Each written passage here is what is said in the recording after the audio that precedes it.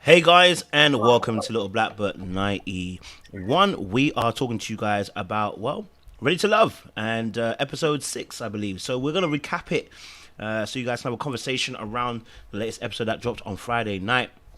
By the way, happy Labor Day. I've been informed. So listen, for those of you, we appreciate you guys joining us in these early hours of the morning or lunchtime for you guys who are joining us.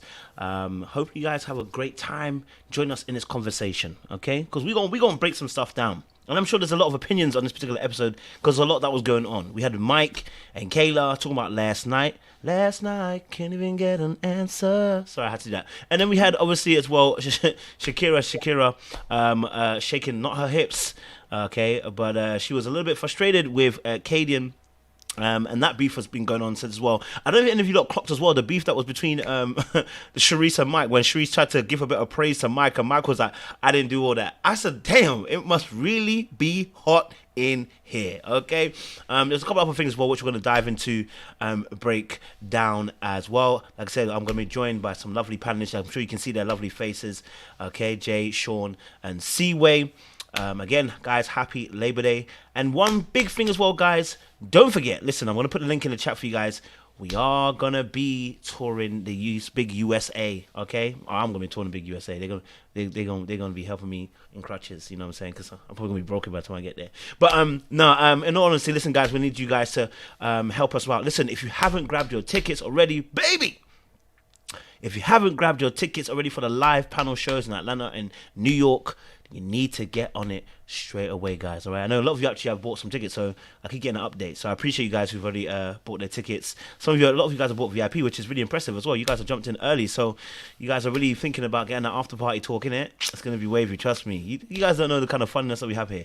But other than that, guys, I'll put a little advert in between when we're talking about Ready to Love. But let's get to the show, because Ready to Love is something that we need to discuss today. Jay, Sean, Seaway, it's good to have you on board. I just want to get your initial thoughts on this particular episode. What you thought about it. That's what I want to know. What you thought about it. Jay, what's your thoughts? Talk to me, baby.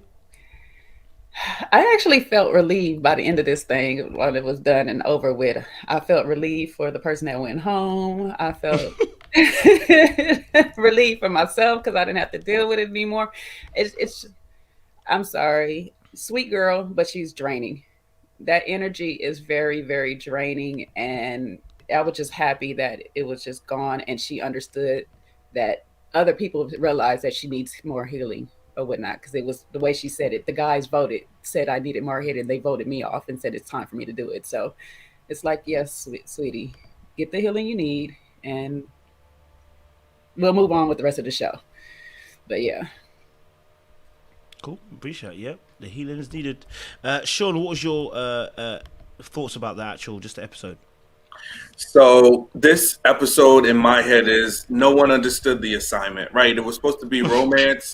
There was no romance. Like maybe one of the dates, LJ, outside of that, yeah, it was like just kind of like nonsense. But yes, I agree with Jay 100%. I was, glad to see Shakira and the flower go away. It was time. It was definitely time. Nice young lady, but definitely exhausting for this show. So. Yeah. Definitely hear that. Seaway, what's your overall thoughts on this episode? Yeah, I thought relief. The person who I literally couldn't watch on the screen any longer is gone. So I think that was like well needed. I also agree with Sean. No one was like, I think the assignment was romantic dates. This episode, there was nothing romantic about any of the episodes. I also was laughing a lot this episode. Justice is a whole fool. I really appreciate him being on my screen because he provides a lot of entertainment and nonsense. And yeah, that's kind of my overall thoughts of it. And DC tickets are coming, guys. They're coming. They are coming as well. Don't worry, guys. We're getting that sorted for you guys. Okay, so this particular episode was a very strong bonanza. There was a lot of things that were happening on this particular episode as well. And trust me, listen, this season doesn't get any easier. There's a lot more that's to come. But just dealing with episode 6, it started off with LJ and Sharice, and they had their date. I want to get you guys' viewpoints on that because for me, it was a crash and burn.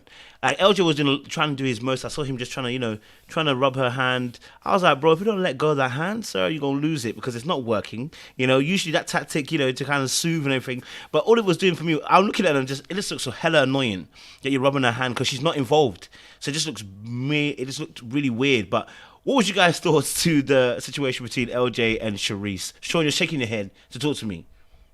Yeah, I mean, I think, listen, I've seen worse dance dates. They always try to do, I don't know where they pulled out. They must pull out of a box. Okay, this is the go-to date. We're going to go to salsa dancing, right?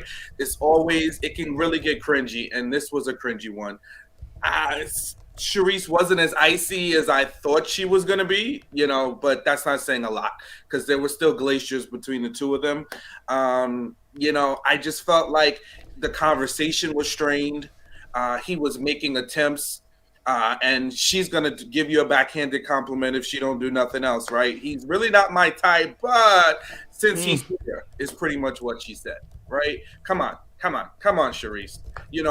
Are you interested in anybody in this process at all, or are you just here to entertain us and be the mean girl? So that's kind of what I felt. He tried. He gave some, energy to her, but it fell flat, and I felt bad for him. Love that. Yep, I definitely hear that as well. Jay, what was your thoughts? Sharice. Much like Sean said, I was surprised that she wasn't as cold, but she was still freezing. So I was like, bro, I mean, I compliment LJ a little bit for just trying to make conversation continuously. It was question after question, and she would just short answer with them all, just dry.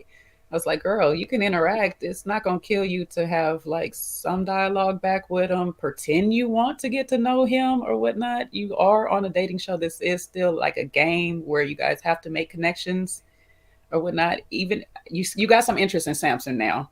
So if you want to further that, if you truly want to further that, you would want to make connections with other people so you can kind of stay on the show to see what's up. But it was just like the dry end of it all for me. It was every time he asked a question, well, how's your day going? Oh, you figured out.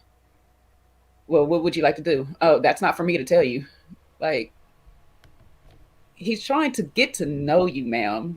Are you really like this on dates? That's what I wanted to know.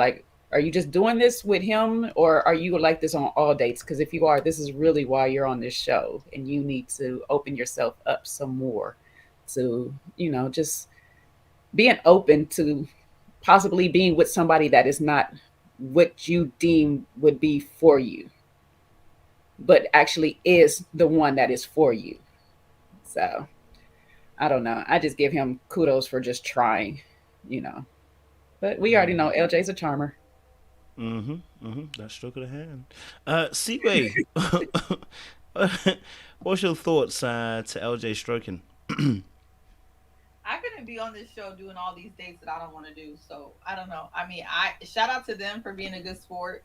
I mean, Sharice was a good sport, but I would be really annoyed. I know they know what they're signing up for, but all these random dates with these random people that production sends you on, I would be kind of annoyed. Especially this tired salsa dancing.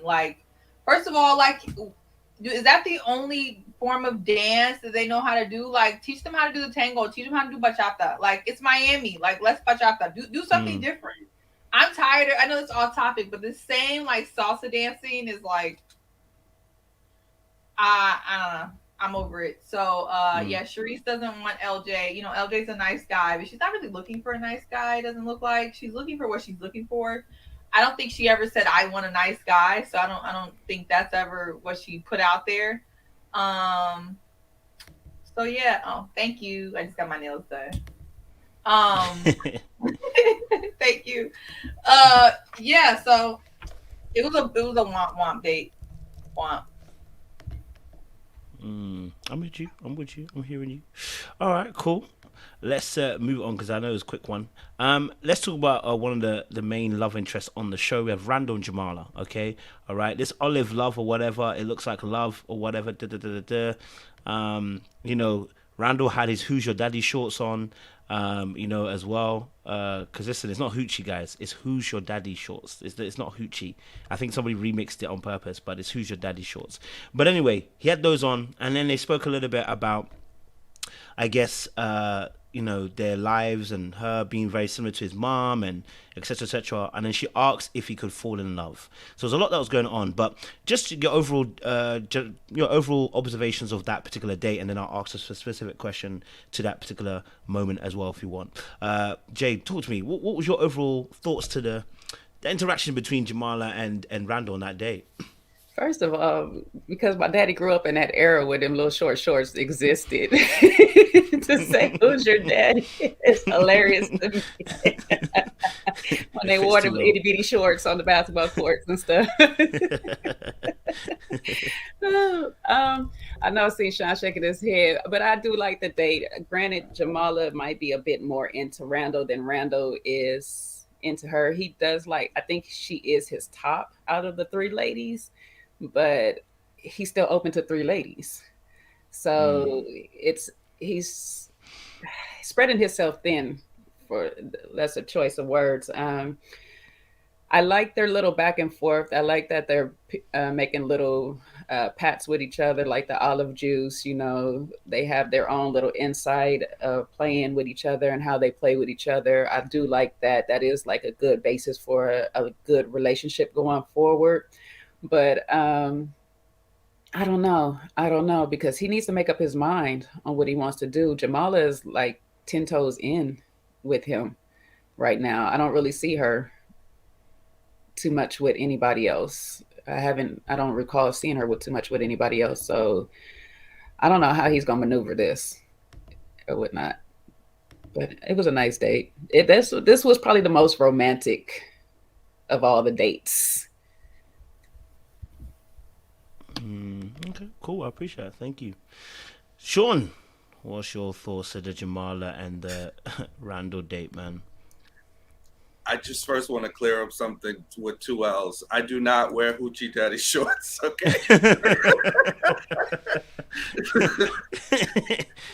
My shorts cut right above my knee, okay? That's it. That's where we go. And anything else, you in my house. You see me in hoochie daddy shorts, we doing something. So not for the outdoors. Who's your daddy?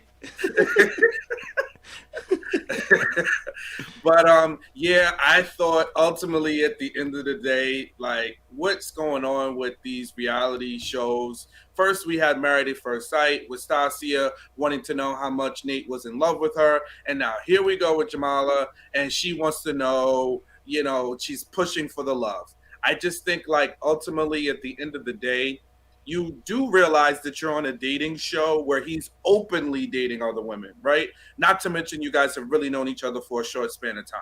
So you could see, Randall seems like a cool kind of guy.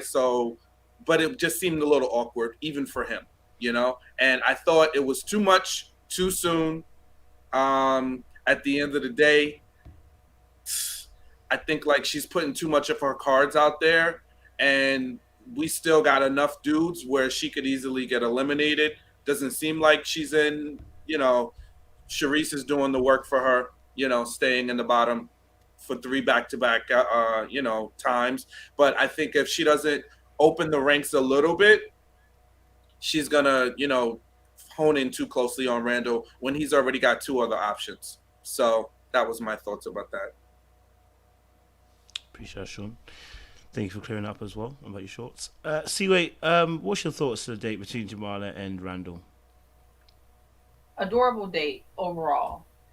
But, there's been this thing I've been seeing on TikTok and how, like, women are telling other women to practice the scarcity mindset. And they talk about that as far as, like, having sex too early.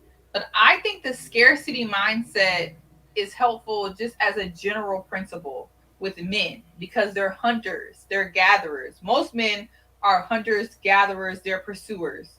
When you are this eager and you are showing that you're all in this early, you leave nothing for a man to pursue. Because honestly, Jamala, to me, beauty's in the eye of the beholder, whatever. To me, if I was a man, she's who I would go after. I like her vibe. I like her body. I think she's pretty. I think she has a great personality. She's who I would have went after if I was a dude, okay? Or I guess a lesbian if she was into that. But that's who I would go after.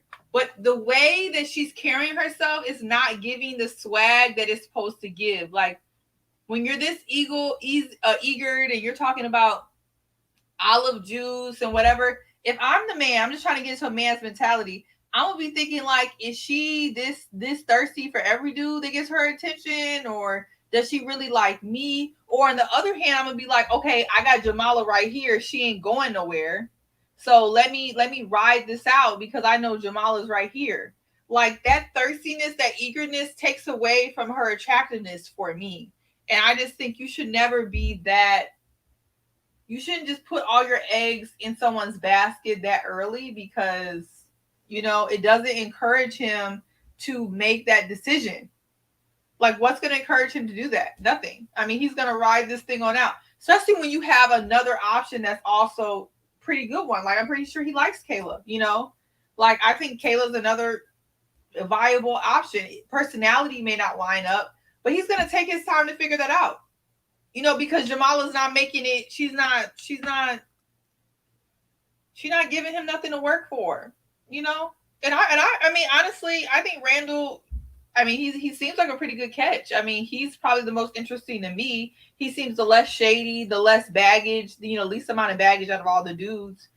I see why she likes him, but she's acting as if he's the last dude on earth, and that's not the way to go about that. So I got a question to you guys. Okay, so what is she's doing that is acting like eager? Because even though she had that conversation about could you fall in love, it wasn't could you fall in love with me. It was just a general could you see yourself falling in love or whatnot. Unless editing cut off parts of it, and we don't know. But all I heard was could you fall in love, and then they have the little joke with the olive juice or whatever. Y'all tell me where is she being too eager? Well, she started the olive juice, and then he was like olive juice back, and she know what that means. That's number one.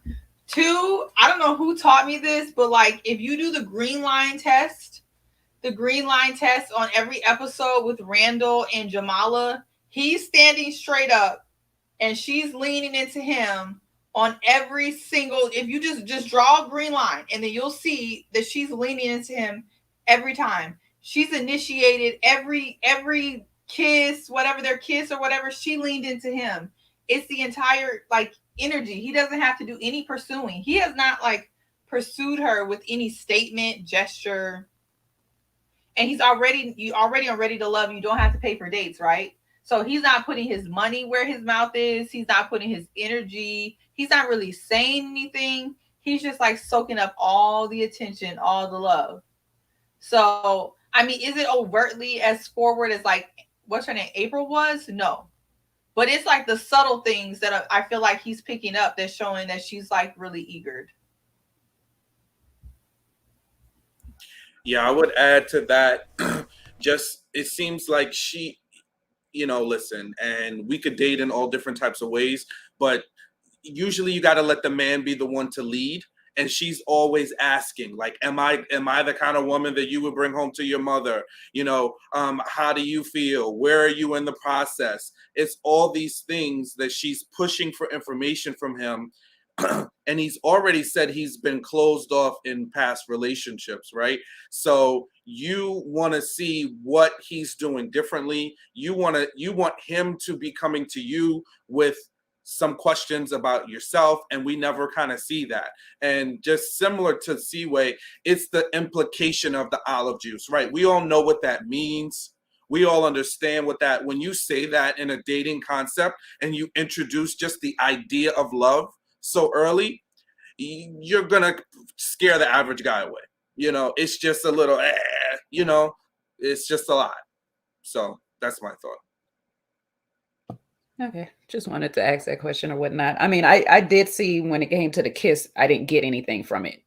It was just a pull away or whatever or whatnot. And you're right, he doesn't ask anybody. If you notice, all the ladies, he hasn't asked much about any of them. They're all doing the work for him with Randall. He's just sitting back like King Randall, as Sharice put it. And this is the example how someone will be like, oh my God, like this man was with me 4 years and didn't marry me. And then all of a sudden he marries the next girl he was with 3 months. This is literally how that happens. If you do all the work, you make it so easy, then he has nothing to work for. And I'm not saying, for any confusion that Randall's not into her. I think he's into her. I think he likes her. I mean, what's not to be into? I think he's into most of the ladies that he's talking about. I just don't think it's going to be enough to make him make a decision when she wants him to make a decision, if he makes a decision at all, because he's not showing any, effort, and he doesn't have to put on like any chase. So.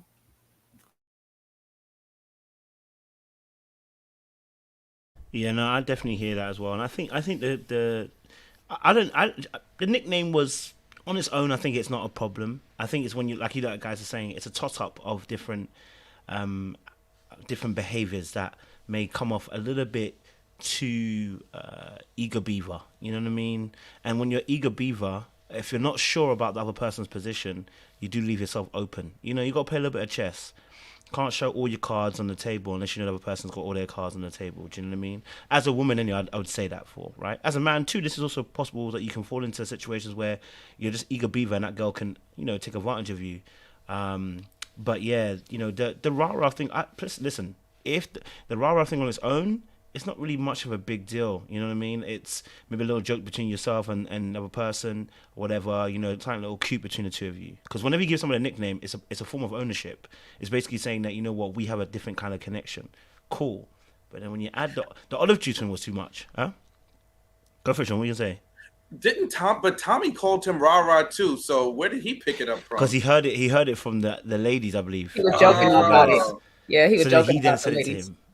Then he said it to him. So the name's gone round now. You know what I mean? So that name is now obviously known. But then when you add the little aspects of like I said, the olive juice, even I even felt the kiss was a little bit forced. I'm gonna be honest with you. I think the kiss was forced because he didn't go for it. She went for it. And look, of course, listen, you can be a bit more forward, but when you add everything else together, then the kiss becomes like, oh my gosh, it's a little bit much. The olive juice was way too far for me. I think that was like, and then they asked the question, can you see yourself fall in love? Baby, it's just a little bit too much. Just a little bit too much. But it may just be that we may also be reading her energy. And we may be also reading her energy and kind of reading that energy that it could seem a bit like you want it too much. And maybe that's what we're also sensing as well. Maybe it's more than just what she's saying and doing. Maybe we're also reading her energy as people kind of observing her as well. I was going to say it could be the combination of reading her energy opposed to his too, because that's true. He has a very stoic energy. He doesn't give off much to anybody. But then in the men's lounge, he's a little bit more animated when he's picking who he wants. So I don't know. That's a good point. I like that. No, that's a really, really good point, actually. And the question is actually, I'm even going to ask that question, like, what did you guys think of the kiss? Did you feel like that kiss was a natural kiss that came about because two people were passionate, or do you feel like she had a bit of pressure underneath her because she heard about Kayla and Randall's kiss as well? Because Randall and Kayla kissed earlier on before them. Was she kind of trying to catch up in a sense rather than actually it being natural in some sense? I don't know. What was your guys' thoughts of the kiss? I'll go to Jay. Why is my Jay? Everybody was just sitting. It was damn. We don't have to tell Jamala, but no, it didn't. It started off natural and then it just kind of just veered off. It was just like one of those improv kisses where it's just like, okay, we got to do this to get this through this scene or whatnot. But it didn't feel, I mean, Kayla been kissing everybody, but hers felt a little bit more natural than it did with him and her. And I don't know if it was a hesitation on his part because he don't want to be out here like, oh, I'm kissing everybody because, everybody talks or whatnot. I don't know if it was too much just on her end and he just didn't really want it. I really don't know what it was, but something wasn't quite connecting in that kiss.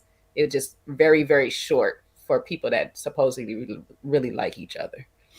Do you have a clip of the kiss, Kojo? I can get you one. Give me a sec. I'll get you one. I'll get you the clip for you. You can refresh our memory of these caramel. You want to see that kiss again? Yeah, let's see the caramel kisses. Not the caramel Okay, kisses cool. of rah-rah. Shout out to 112. If you know, you know. Let me get a kiss for you. I've got it here, bro. So I'll share the screen so you can watch it. Yeah, it was. Just didn't feel right. You know what I mean? It just didn't feel right. I don't know. It just didn't match the rest of everything else that was going on. Yeah. Yeah. The energy of the date seemed like it was flowing to having a nice kiss, and then that one was just like, okay, gotta go in the house now. Bye. Yeah, I agree with that 100% as well. Okay.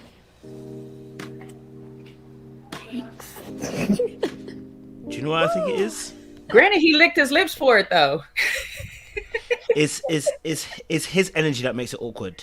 Mm-hmm. I think it's his energy that makes it awkward. It's the way that he responds in that kiss that makes it awkward, I think. Go for it, Sean. I'm going to say. Somebody pulled away. I think I don't know if it was her, if it was him. I couldn't quite tell.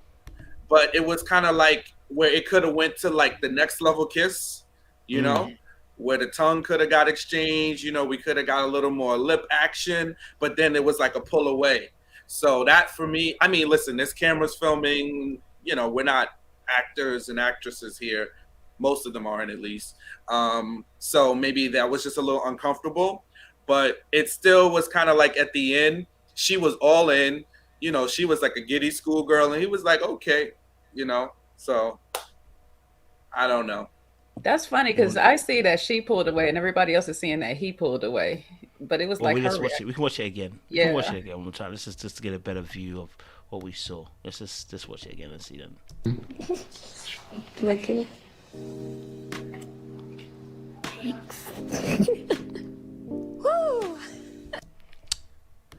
Okay, he was cheap as hell with that kiss. No, He was cheap as hell with that kiss. she pulled away, but his energy made it awkward. I think she pulled away because it was like, oh, Yeah. You know, like he didn't give no energy. That kiss was cheap as hell. What was this? Yeah, it was, yeah. Yeah. I hear you guys. What I saw from that, I saw Corey, that. Yeah. Sound weird. Your sound is sounding Or like you under the ocean. Oh, it's always a sound. Okay. one square Not even underwater. He under the ocean. He's snorkeling. Underneath the oceans. You in the abyss. I agree. It's better. Better. Yeah. All right. Cool. Okay. What I saw from that kiss was the fact that they didn't know what kind of kiss the other person was doing. They didn't know open mouth, tongue. That's what awkwardness came in for me when I saw it. Especially when you played it back, it confirmed it for me that when they kissed, both of them wanted to kiss, but they didn't know what kind of kiss of the level they were supposed to be kissing on. So both of that was a little bit of confusion, a little awkwardness. She was happy with it. As you can see her confessional, she was like, ooh, you know, she was excited about it. But I think the awkwardness there, which is you don't know what kind of kiss somebody's going to give you. So I appreciate it. Yeah, that makes sense too. Neither one knew what kind of kiss they were trying to give. Is that an indication then of chemistry? Not even say chemistry, but not really knowing where each other's kind of where they lie then. You know what I mean? Like, you know, when you're trying to get to know someone, like surely you should know. I don't want to say surely you should know, but like I guess that's part of the feel out when you're kind of getting to know someone, that you kind of gauge where they're at with you. You know what I mean? Whether it's going to be that kind of peck, whether it's going to be that kind of kiss. Do you know what I'm saying? So I don't know. I think that would also play a part in that as well. Anyone want to touch on that quickly? No? I mean, I agree with you. Sometimes it be like that when you're not sure. You're not sure how far should I go with this person right now or not. Should I be hot and heavy or should I just keep it real innocent and light? And especially in a setting where you're not sure where you stand with that person. Mm-hmm. You know what I'm saying? I don't want to be have a full all make out session with you and you are totally invested with somebody else. Like that's gonna not look great on my part or whatever. I mean, I can make it real good where it can change your mind, but you know, and then if I'm still got some options open, I'm not trying to fully make out with you and I'm just get you confused on what I got going on or whatnot. Now you all into me and I can't get rid of you. So It also maybe just all that off a kiss though, Jay? I don't know. Hey baby, some people lips be doing it, okay? I don't know what to tell you, Sean.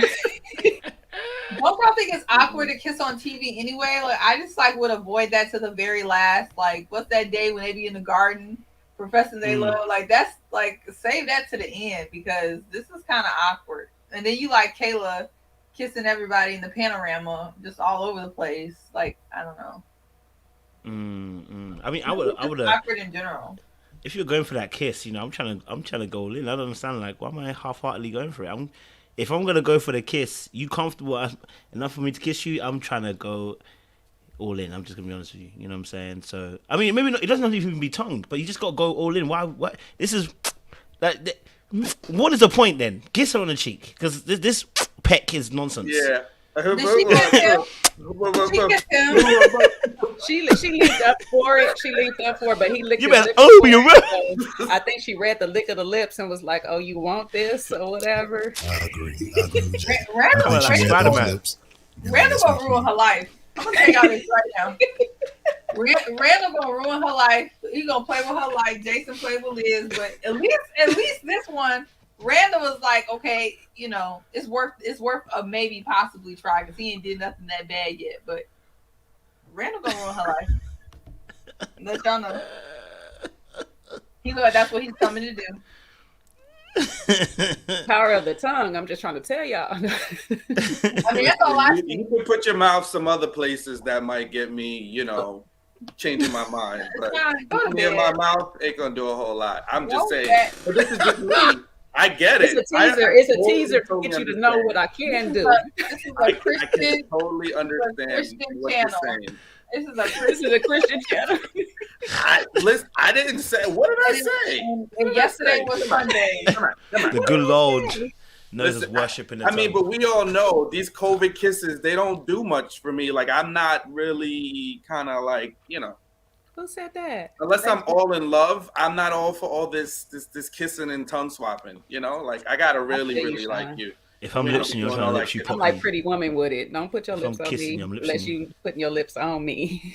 Yeah, well, listen, I didn't say other things, but I just am not one for the mouth kissing. That's just not my thing. No, that actually is probably more germ swap. You know, that's actually more dangerous than other things, I'm sure. Yeah, it actually is.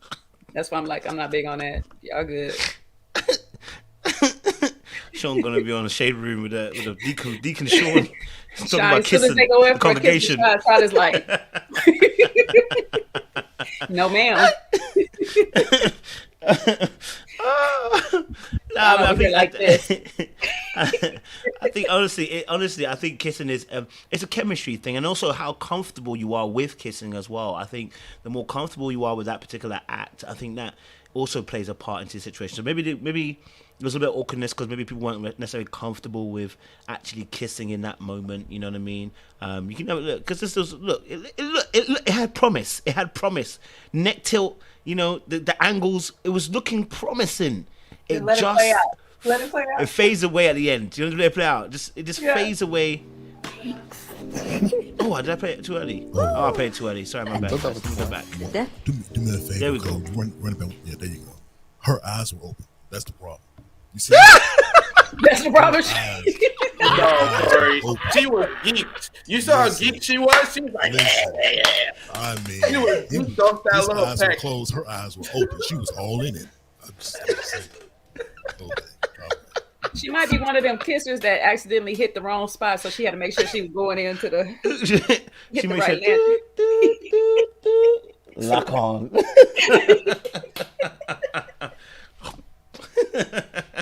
Hey, she didn't want to miss it. I understand. She didn't want to miss it. She didn't want to miss the lips. You know what I'm saying? That's fair play to her. Do you know what I mean? First one, you got to just angle it right. We ain't mad at her, man. We ain't mad at her. So, usually in a situation like that, you know, if you kiss the first time awkward, you back up and be going for that second one to kind of clear that first one up, like it's a double kiss.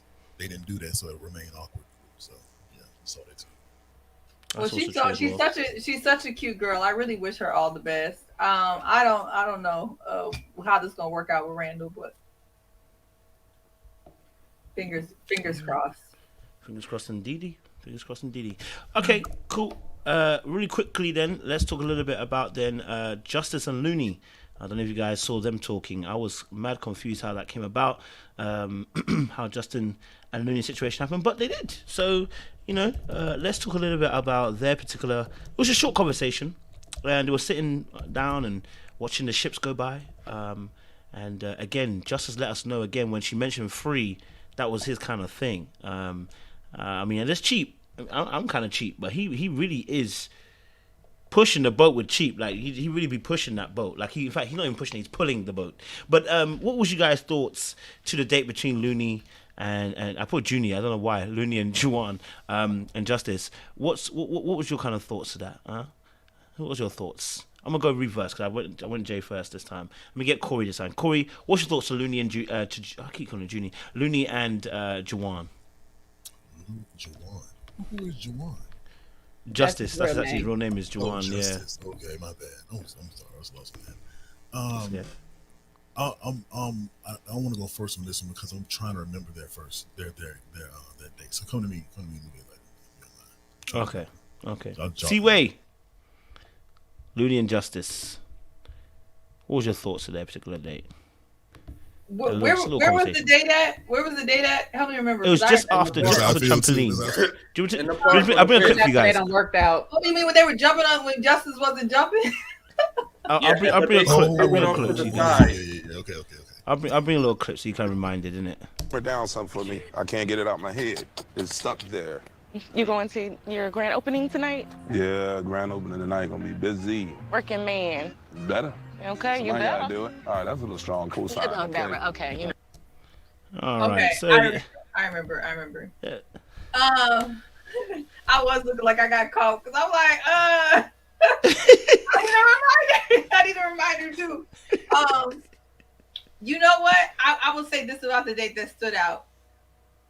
She seemed to know a lot about him. And she seemed like they had been talking because she knew about his grand opening. She was playing like the supportive role. This was the most naturally flowing conversation I've ever seen Justice have with anybody. But Looney is giggling and doing the most for the bare minimum per usual.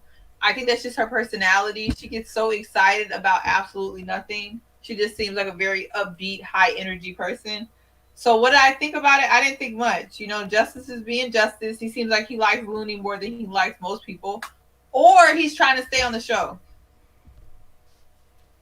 And he knows Looney's an easy person to vibe with because it's not going to be nothing to tussle about. Looney's going to keep it light and he can stay on the show and promote his little event planning business. So that's all I got. But if you want to talk about Justice on that trampoline, is what I want to talk about. Talk about it. You can talk about it. Go for it. Forget that day with Looney. Justice playing on that trampoline had me in stitches. First of all, why did they bring them to that date? First of all, I was with Justice. If I'm 40-something years old, don't put me on no trampoline unannounced. I need to stretch. I need to get ready. I need to get moving.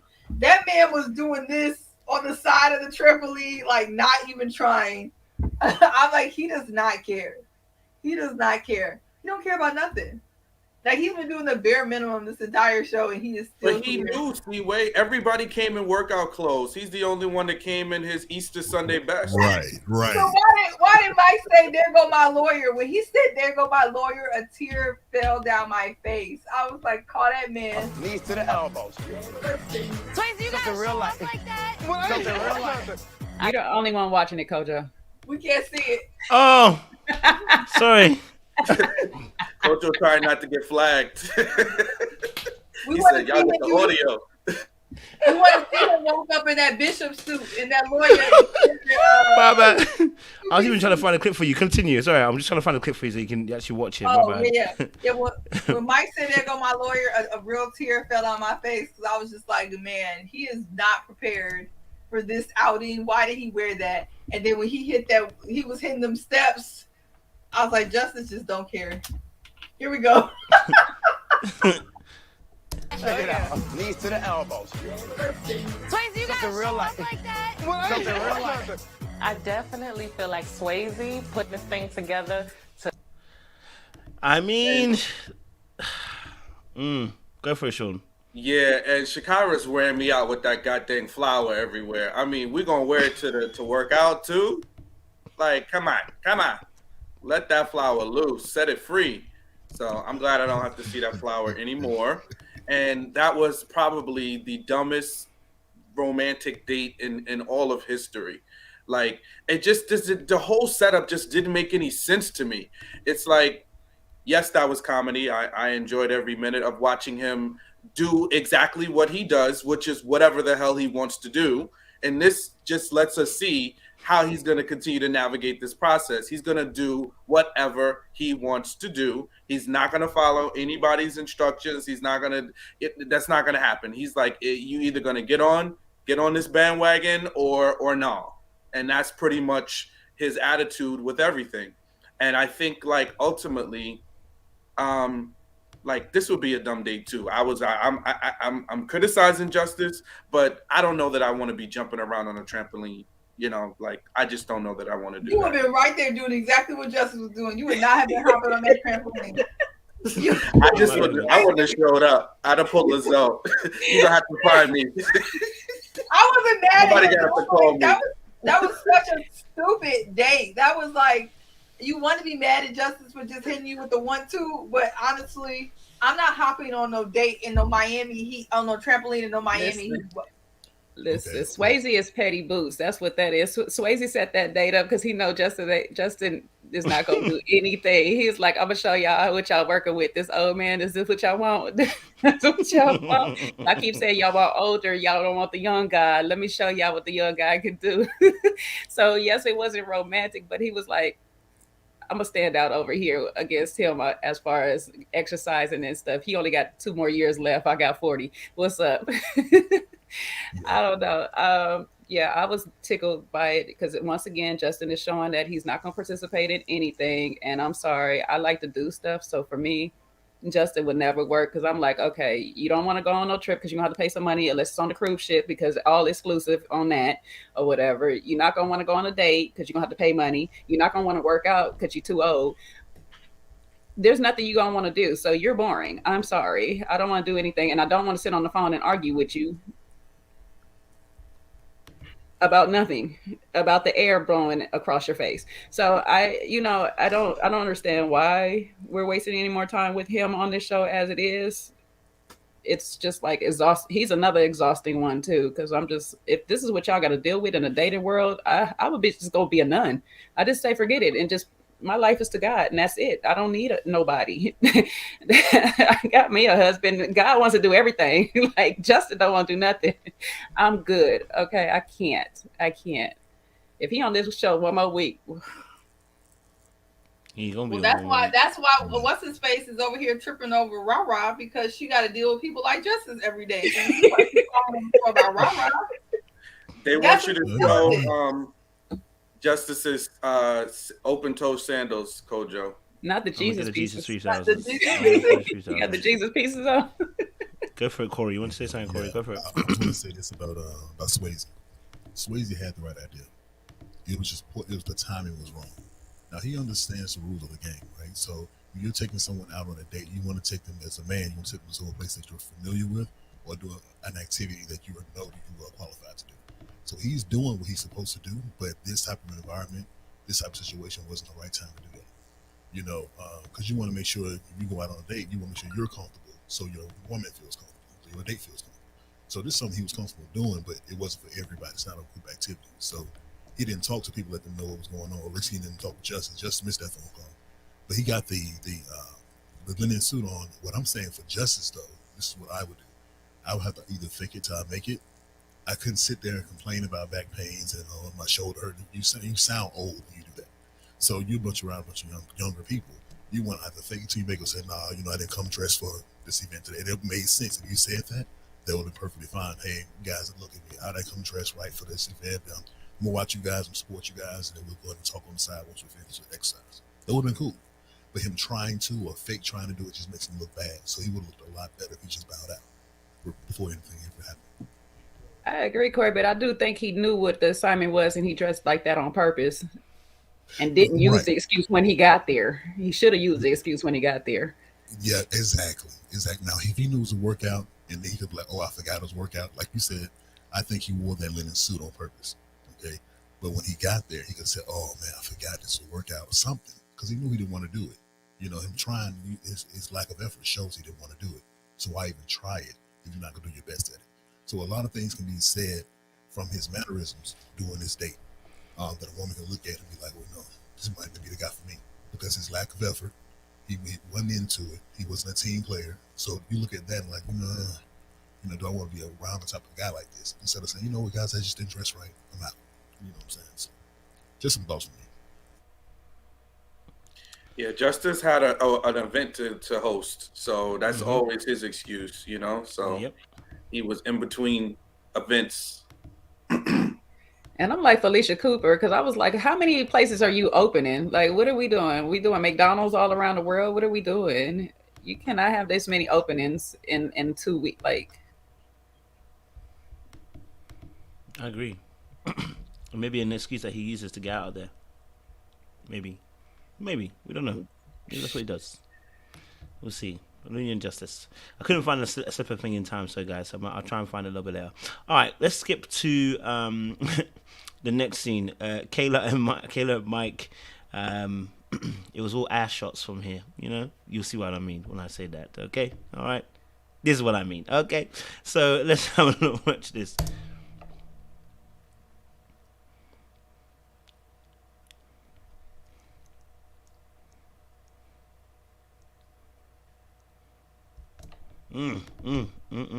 My oh my. So, yes, you go for it. Talk about it. And that's exactly why he calls her the vixen and the other girl, what's her name? The one he won't. Brandy. Yep. He calls Kayla the vixen and Brandy the one he wants for these shenanigans. And the cameraman shenanigans. It's not just her. The cameraman is on dirt too. The cameraman was doing, I guess, all the men a favor. Okay, shout out to the cameraman. The cameraman worked for the NFL. Yeah, the cameraman is doing the Lord's work or not the Lord's work, whichever you want to. Yeah. It's the Lord's work. I don't know why she playing with Mike. I don't know why she want that man. Because he's good looking to her. And she loves her sexy chocolate man.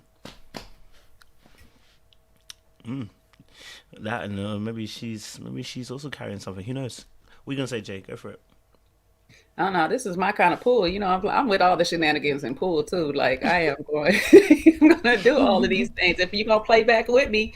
But again, like C-Way say, this is why he called her with. She's a video fantasy. That's what he called her, a fantasy.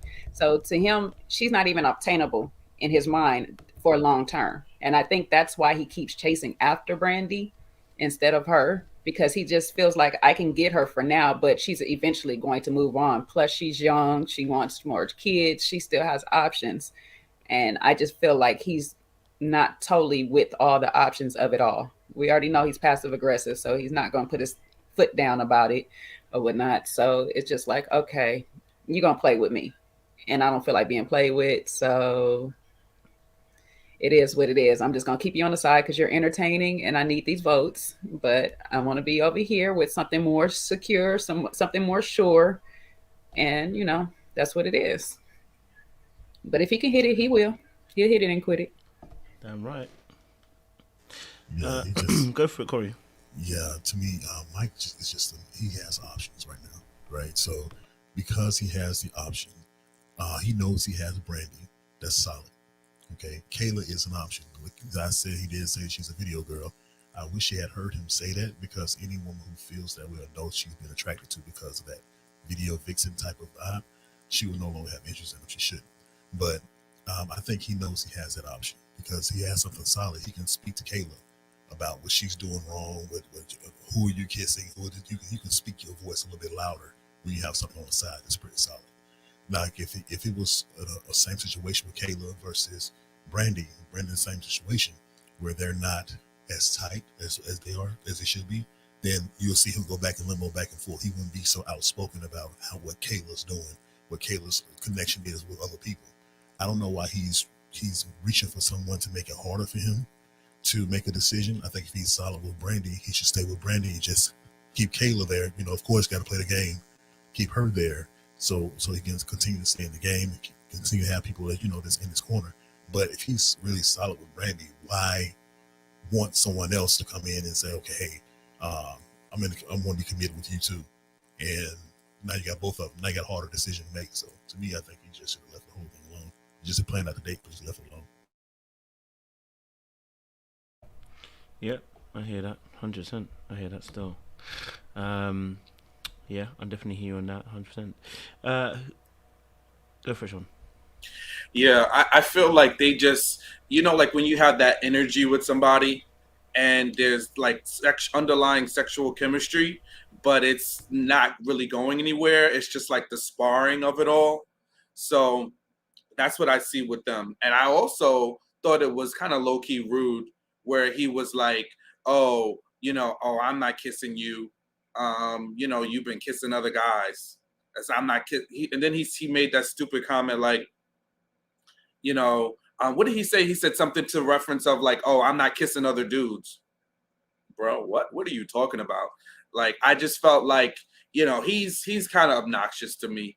Like, I think he's a jerk, and he's a little obnoxious. And unfortunately, Kayla was thirsty with trying to get the kiss, because either way, somebody's gonna get the kiss, right? So it's like, you might as well just ask for a kiss, because if he wins, you get a kiss, and if you win, he gets either way, it ends in a kiss. So I just really didn't understand that whole setup and why she was so anxious and thirsty to kiss him. I fought Mike for that though, because he's the one who initiated you gonna make a bet for something. So what do you want to bet for? You bet. He put that out there. It's like, you didn't have to make a bet. She didn't say it. So you put yourself in that position of having to kiss her because that's what she was going to want.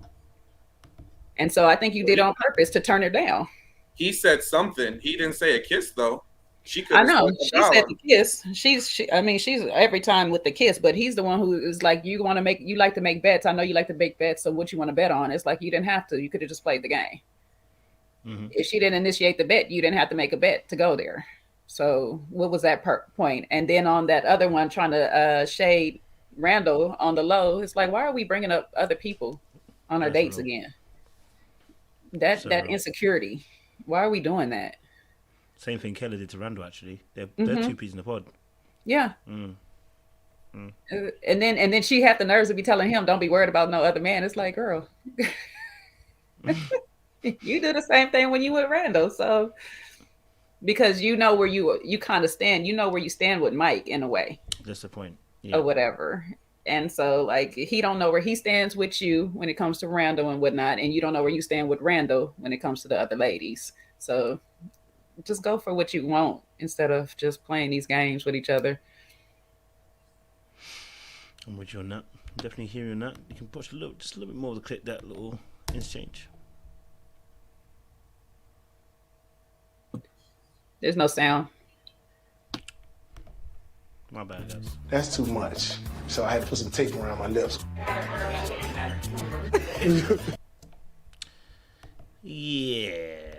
But why are you still in her face then? Like, why are you still all in her energy and stuff like that? So you just want to suck up her energy. You just want to give your sexual energy off to her to let her know, hey, I do like you, but I'm not about to kiss you because you've been kissing everybody else. He's like that immature, it's like in grade school when you liked a girl, you would tease her. I think that's kind of like Mike's energy. That's why I think he's, jerk probably is not the right. That's not the right. It's just he's very immature to me. It's like he's an overgrown, grown man. It's like a little kid. It's like, oh, I'm gonna tease you. I'm gonna poke at you. I like you. I'm attracted to you, but I'm gonna poke you. It's a little silly.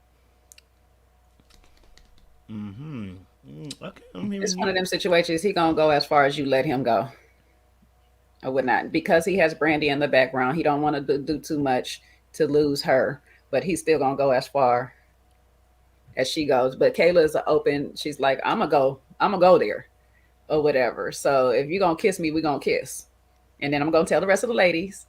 And he like, I can't have you telling Brandy because that's gonna be a problem. That's what I actually want. Yeah. Yeah. But he wants to go there. So it's a proud member of the dark-skinned Cocoa Brother community. y'all gonna leave Mike alone. Y'all gonna leave Mike alone today. You understand? No, I'm just kidding. Look at Sean's face. He's doing it. Sean was like, huh? I can't hear you. I guess You can't hear me I've raised I you up. have Don't worry, too I've much. raised him up. I've raised him up. You can hear him. You did? Okay, cool. I've raised you up. Yeah. So I do agree. I know I already spoke on it though. So I was kidding with you guys about that. But yeah, Mike he's doing too much right now. You know, especially, you know, later on, which I'm sure we're gonna talk about when they all got together and sit down. So, you know, he was doing a lot and it's unnecessary. If he likes Kayla the way he says he likes her, he's pushing her away more so than bringing her towards him. And to me, I don't think another man should be worried about another man. You know, I think that he should be concentrating on himself and his growth with her. I don't think he should be considering or having to ask, okay, what about your connection with so-and-so? Who else are you connected with? You know, we talked about these previous seasons, but I think it's something that should be looked into. Like, come on, man. Like, stop doing that. Yeah, that's all my 2 cents on that. No, I'm definitely hearing you, and I'm definitely hearing you on that as well. I just think to myself, I think there's something. Mike, it's just weird with the interaction with Kayla, but it feels like I shouldn't say weird. It is an explanation for behavior, but you know, I feel like with the Kayla situation, he was doing a little bit too much with the whole mention of the Randall. It was a bit odd the way he brought Randall about, you know, you haven't got any real connections, kind of thing, situation. And then, you know, the pool cube situation, you know the bet is the bet now. I felt like even intentionally lost the bet. So I just don't even get why, again, then you come to the end and then you don't want to do the kiss and you're bringing up the point. And you're not even bringing up the point in a way of like, listen, hey, look, you know what? Just because you kiss a few, it's almost like you're trying to dig at that point. You know what I mean? It wasn't a genuine concern. It's more of a dig, the tone and the way you kind of said it. So then it's like, Mike, what? If you just want sex, bro, okay? If you just want sex, I need you to position that, right? Because when you start now having to dig and poke and try to drag the person down with what we call negging, which is like backhanded compliments and stuff like that, you know, false comparisons and stuff like that, you're now getting into a very precarious space now, bro. You know what I mean? Like you're practicing dark arts, and you don't want to be practicing dark arts, especially after you've divorced and finished. Like that's the last thing you want to be entering into again. You know what I mean? You don't want to be entering into a space where you're doing dark arts with somebody.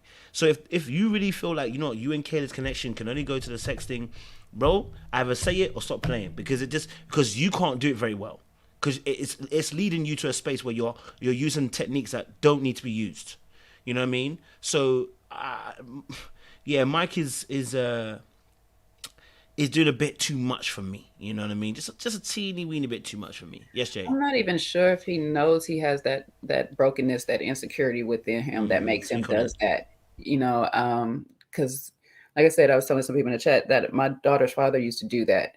He'll try to bring you down because his insecurity was telling him that, you know, I would potentially leave. I wouldn't stay there. Something in him felt like I wasn't going to be there. And it's just not me. He did it with like his other relationships as well, or whatever makes them feel less than, so he can feel better about himself and have the control in the situation, as to say, like, I know you're not going to go nowhere because I've gotten you broken down. And like you said, that does lead to a dark path on the dark arts road or whatever, because then that's when you start to get into the emotional abuse and later on the physical abuse, if it gets that far, you know. And so you have to be careful about that insecurity within yourself, because it does get worse and worse if it's not checked.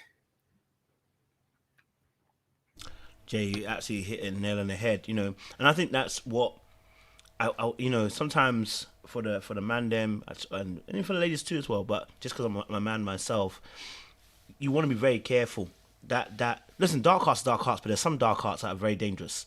And where Mike is going, he's doing stuff where he's trying to break the person down almost, it feels like because like you said about the insecurity. And I don't know if it's because you think that she's a super vixen or whether you think she's so sexy and everything like that. But it's like, bro, like, this girl likes you. Like, I'm confused. Like, bro, the girl likes you. She finds you attractive, right? She's touching on you. She's talking to you. She's rubbing your beard. There is no need to break this girl down. And that's when you know the insecurity is burning. It's like, bro, like, you actually have her already. Now, of course, you may be in competition with another brother. Oh, cool. But the fact that she's even giving you this much signs, Bro, some girls won't even give you this. You're getting beard touches. You're getting arse shots on the table. You're getting hugs. You're getting little, even at the end when in the car, you're getting this last bit of hug and a little kiss on the cheek. You're getting so many signs. I'm like, bro, I'm looking at you like, so why are you trying to break the girl down? And that's for me, that's like, then, bro, you've really not healed from what you've experienced probably in the last relationship. Or maybe it's just you and you haven't healed even before the relationship. You know what I mean? And you've been carrying that load for a long time. But I just want Mike to look at that again and be like, bro, like, listen, guys play all types of games, but this game that you're going down is a very dangerous road that you're going down. And then what fears for me is, if you've got that in you and then you're choosing someone like Brandy, the amount of settling that you're doing, not that Brandy's not a good girl, not that Brandy's not an amazing woman, not that she's not a baddie, but the fact of the matter is now you're choosing her almost as the settle down. That doesn't stop your insecurity burning. You know what I mean? It's just going to go somewhere else for another time, and it will come out again. Go for it, Jay. I was definitely going to say that it's a competition thing, especially because you mentioned this girl as a fantasy. She's a video vixen fantasy. So that means that you already know other men is going to adorn her. And it's almost putting Brandy, I don't want to say it, he meant it in a negative way, because everybody on this season clearly don't know how to talk, but you almost put Brandy down when you compare her in that manner to her, to saying like, well, less people want Brandy, so I don't have to worry about her, but I do have to worry about this fantasy over here, and that's going to mess with my insecurities. I'm worried about these other men. You could be playing, you can be, in my face doing all of these things, showing me that you like me, but how many other people are you going to do that with? How many other people are going to have to fight off every single night for you or whatever and stuff like that? And we know he's not, like we said, he's not that alpha type. He's passive. So, and he's not confrontational. He's not. Yeah. So he doesn't want to sit here and fight to prove it or whatever. I knew some people like that had a bad female and be like, I don't want her to be on IG showing her body and all this stuff like that, because you don't want to compete, because something in that you partially ain't ish as well, and that she possibly could find somebody better. And that's the thing. So, it's just like, you got to get that checked. You got to get that part of you checked. Go for it, Sean. Yeah, I was just going to say, like, the thing that just shows me he's got some power control dynamic issues, in addition to the way that he constantly chips away at her, is, and I don't know if we're going to go into it a little bit later, but even the whole, when they were having the, powwow session and he made her stand up, right? That is also someone, it's asserting power, look at me in my face and tell me. It's like, he always finds a way to elevate situations, even with his back and forth with Charisse when she was trying to be nice, which is, those moments don't come that often, right? And he found a way to like gut punch her. Like he has an issue with women, and it shows up in all different types of ways. So I don't know what it is, but it's definitely something. Yeah, since you've spoken on that, I think that's an important topic as well. If Mike's watching this, and I don't know if you do watch, but like, hey, guys,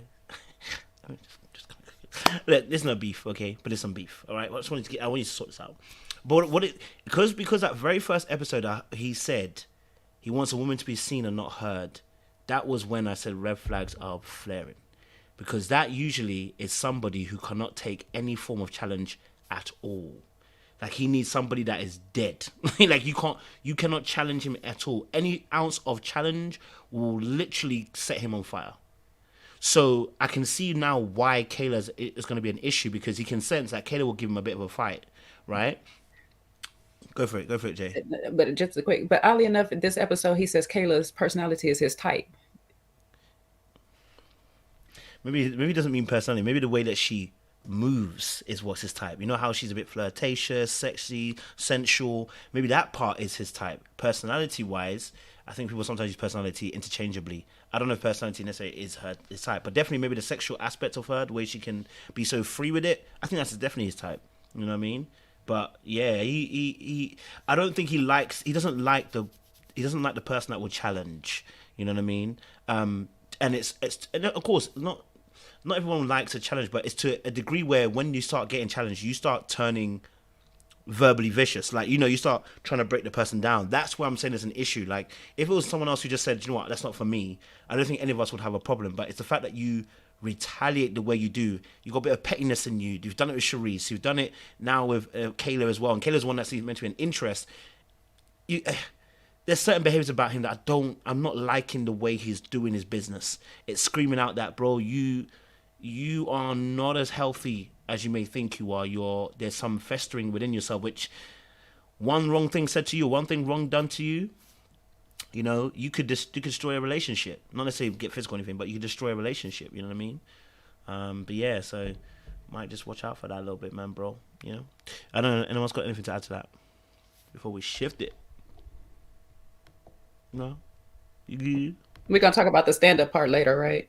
Yeah, I'll definitely let you guys out. What did you guys think about Samson and Brandy, their particular date? I'll play a little clip for you guys if you don't remember as well. So I want to see where it can go. This is for you. You got me. Little something. Be nice to create a little memoir. All right, so we had Samson and Brandy, and he got her a gift, which later on she actually outs him for getting everybody a gift. Is that a problem? I mean, that's a question that everyone will ask it later on. But what was your thoughts on Samson and Brandy? Can you see the sparks flying? Is it fake? Is it just... What's your thoughts? Go for it, Seaway. So This is an example. This is an example. If something is too good to be true, it's not true. Like, I mean, I know everyone wants to think that they're like 40, whatever he is, year old knight in shining armor that came just for them is like they're the gift that God sent. God didn't send him. God had nothing to do with it. And Samson is just like another example. This is not your gift from God if you know somebody like him. First of all, I said this, we can run the tape back before.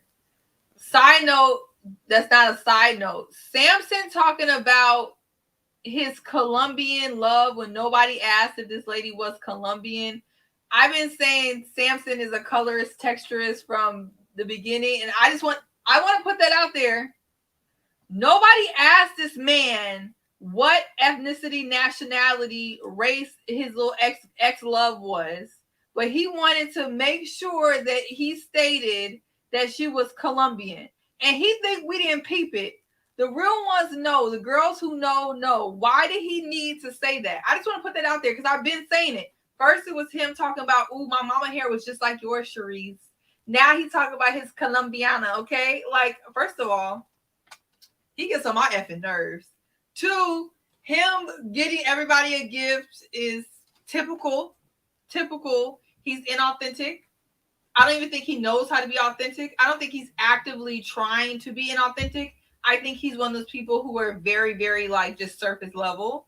I don't think he knows how to go deep. I just think because men who do this is what they do. They give you artificial gifts. They talk about, we want to go on trips because they don't have anything else to talk about. So they just start talking about, oh, we're going to go on trips. I'm going to take you here and there. He's trying to take everybody on a trip. He's trying to give everybody a little gift. And he's talking about, this Eiffel Tower date. He's full of crap. And that's all I'm going to say. And I'm pretty sure I called that out too when he talked about he was a relationship coach or a life coach. I knew then. I was like, I'm gonna give you a couple episodes to prove me wrong. But I signed out on his life coach, relationship coach part. Because if you a life coach or relationship coach at 48, you should already have somebody. You should have coached yourself into a better situation. But yet you're on Ready to Love. So you're not coaching yourself, so you can't coach me.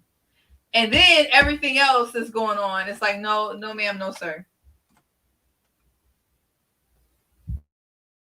God damn, Seaway. The Colombian comment took her over the top. So she just wanted to unleash a full clip on him.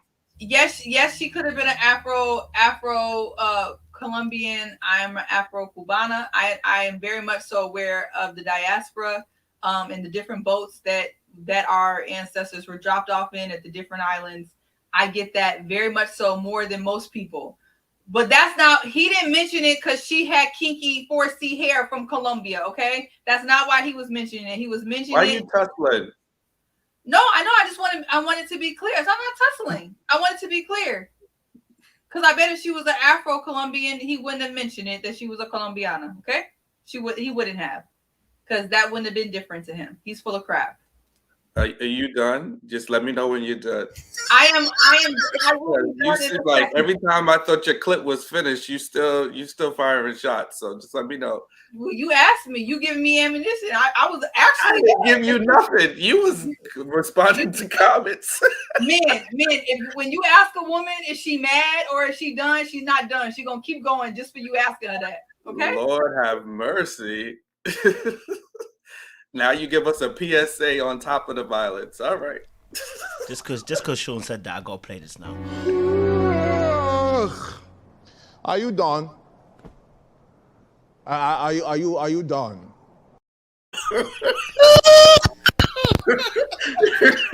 Why you have that clip ready though?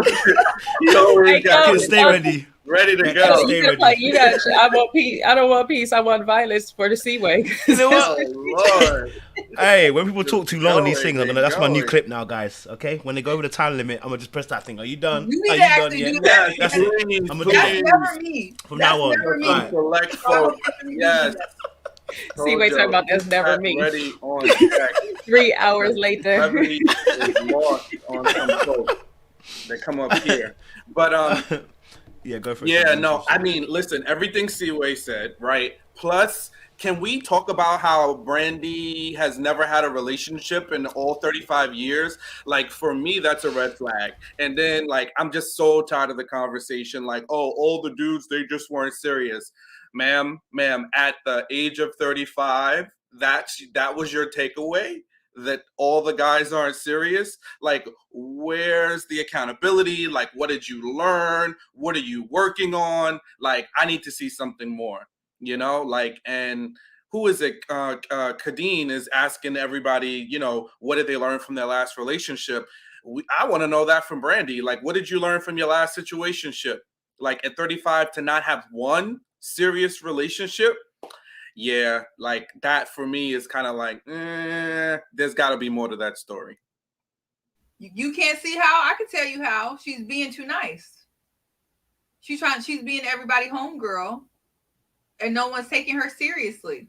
I don't get red flags from her. I've been in situationships and halfway serious relationships my entire 20s and 30s because I don't require what I deserve. That's what I get from Brandy.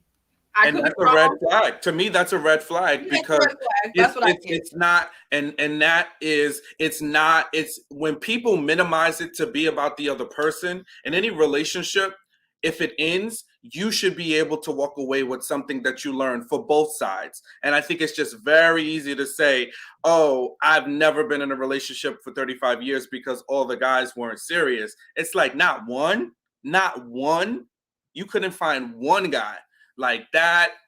And if it was that you didn't make any demands or that you didn't require anything, then that's self-esteem. That's a self-esteem issue. So there needs to be something that you are actively working on to prevent that from happening again. And it can't just be, I'm waiting for the right man to show up on my door.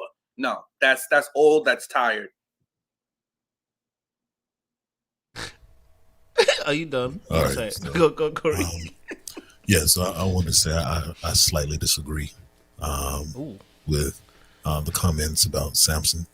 I think his gift giving, because we're on the outside and we're seeing he's doing this to multiple people, we see it as, okay, he's doing too much. He's trying to buy affection. He's trying to buy love. But if he was on a date with you and he did that, he did something kind-hearted, you would think the world of it. Because, I mean, getting to buy someone a journal, $7, $6 a journal, it's not like he's out here putting out coins for these gifts. It's just a thoughtful gift. And all of his gifts have been thoughtful. We could all say that. So that goes back to, if we rewind back to when a young lady, it was on social media, big thing, a young lady gave the man a gift on his first date when she bought him these cigars. And people were eating her up because she gave him cigars on her first date. So it's nothing wrong with giving a gift on a date. It's the intention behind it. And I think his intention behind it is that every gift is thoughtful. Every gift is associated with the person he's giving it to. So I give him credit for that. Now him doing it on the show, he's doing what he has to do because part of the show is playing the game, knowing how to play the game too. So he's going to give these women those gifts, those thoughtful gifts. He's being considered, he's being thoughtful, but at the same time, he is still playing the game.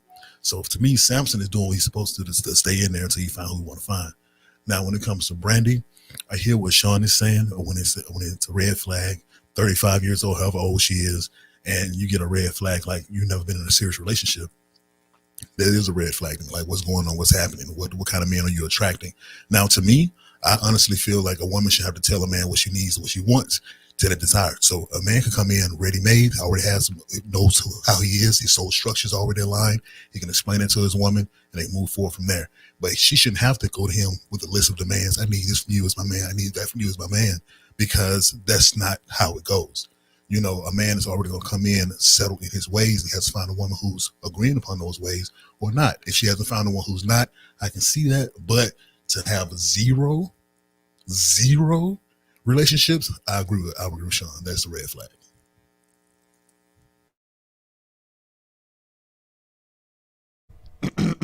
I hear that. Hey, listen, look, I don't know. Seaway has said it from day one about Samson. I don't know if I agree, but hey, you know what? That was her observation. I just think Samson's just, you know, a bit too empathetic sometimes with certain situations. But in this game, you know, also as well, you know, maybe he, you know, has that underhanded card trick. You know, maybe he's coasting underneath the radar of the life coach. Maybe that's also another thing, you know, I got to take into consideration. Do you know what I mean? So I'm not saying I'm not saying you wrong, Steve, or anything. I'm just saying, you know what, I haven't seen it yet, but I hear what you're saying. You know what I mean? All right.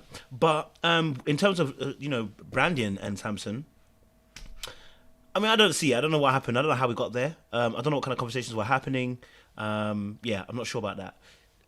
As for Brandy questioning the gift situation, I can see why she may potentially question it if she feels like, hold on a minute, if there hasn't really been much of a connection, right? But I can also understand the fact that, listen, he's just giving her a gift. That's maybe his style of doing things. You know, he gives gifts, and you know, that's the way of his kind of appreciation when he meets you. That's what he does. You know what I'm saying? Maybe he's one of those people that learned the art of never come empty-handed when you meet someone. Maybe that's his particular thing. You know, I want to give him that benefit of the doubt. But in terms of actual their situation with Brandy and Samson, yeah, Brandy 35, no serious relationships. I gotta ask a serious question at that point. I gotta say, I'm a kind of agreeing with Sean and Corey here in the sense of the fact, and the only thing I'm talking about is, and it's not just Brandy, I've heard people do it before, is when you explain something, do you take account for where you played in the role? And it's often the language that the person uses that you realize that maybe they haven't really learned as of yet where it's gone wrong, right? So listen, of course, if you want to wait, I'm sure people will be out here and say, listen, hey, you know, we're all about trying to be serious. I get it. You know, we are all trying to be serious. We're all trying to make, you know, there's some people out here who are not serious, but when you get to 35 and no serious relationship, then I got to ask myself the big question, which is, okay, so why has there not been no serious relationship? And have there been some good people that you've missed? I got to ask myself the question as well. Is there something that you're doing too that's maybe not also attracting these type of guys, or you're not able to maintain those type of guys around you too, right? Because if all the issue is about everyone coming along to your way is bad,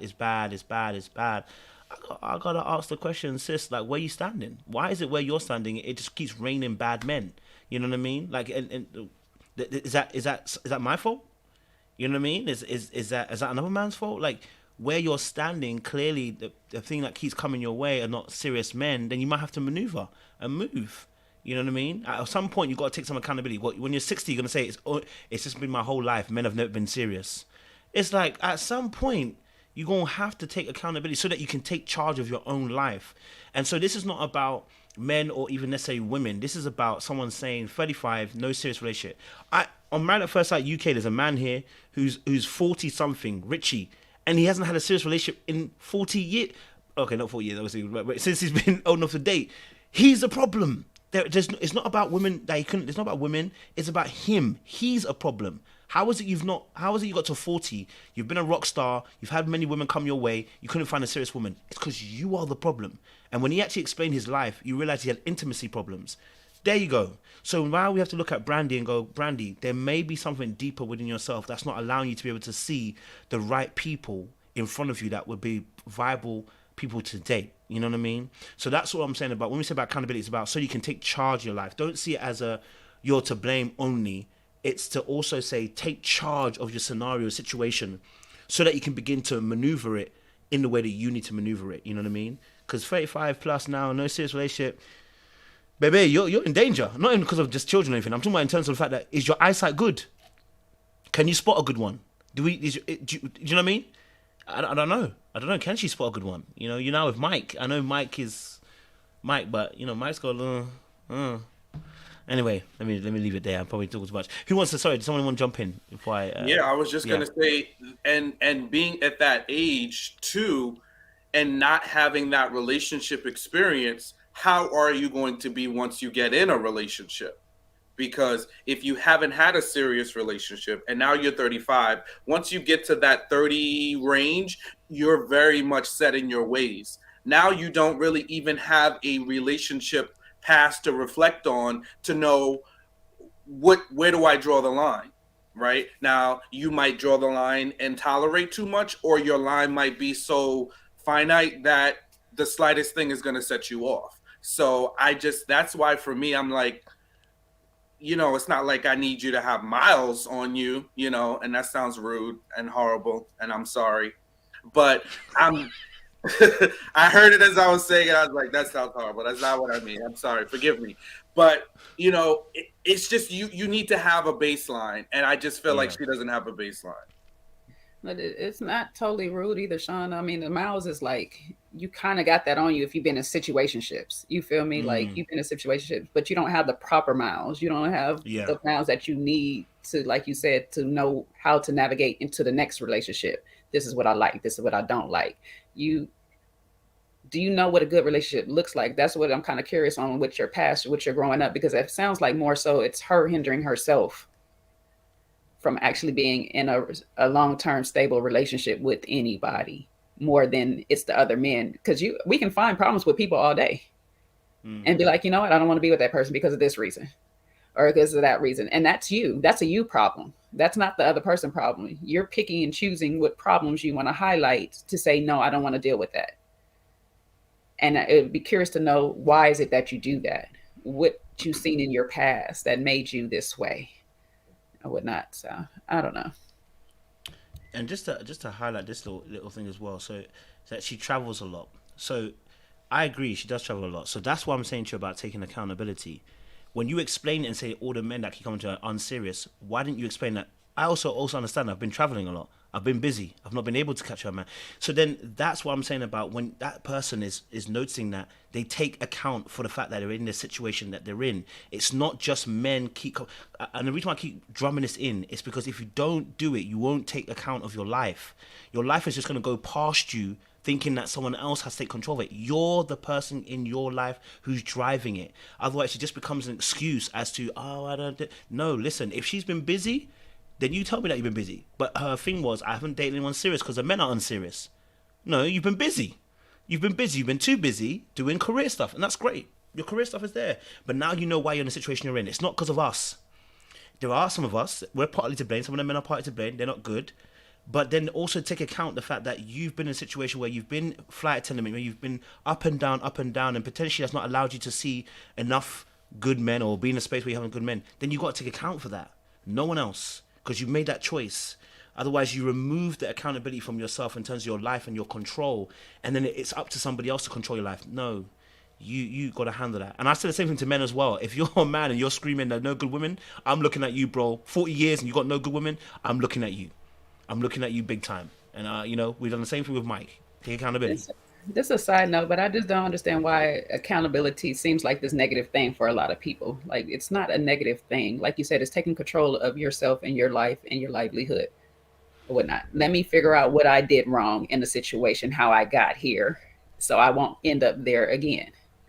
Why do we want to just stay where somebody else is just controlling our lives, and then we want to sit there and talk about, oh, this person fault, that person fault? At the end of the day, when we get in front of God, it's not going to be nobody's fault but our own. When Adam, Eve, and the devil, every one of them has an account in the Bible. They all had to take account for something. It's like we're not going to be taking account for anybody else but our own. So just own up to your part in situations, how we get there. It might not be your fault how it ended. You might actually be a victim how you ended, but try not being a victim again. That's just a different, like, another topic for another day, but still.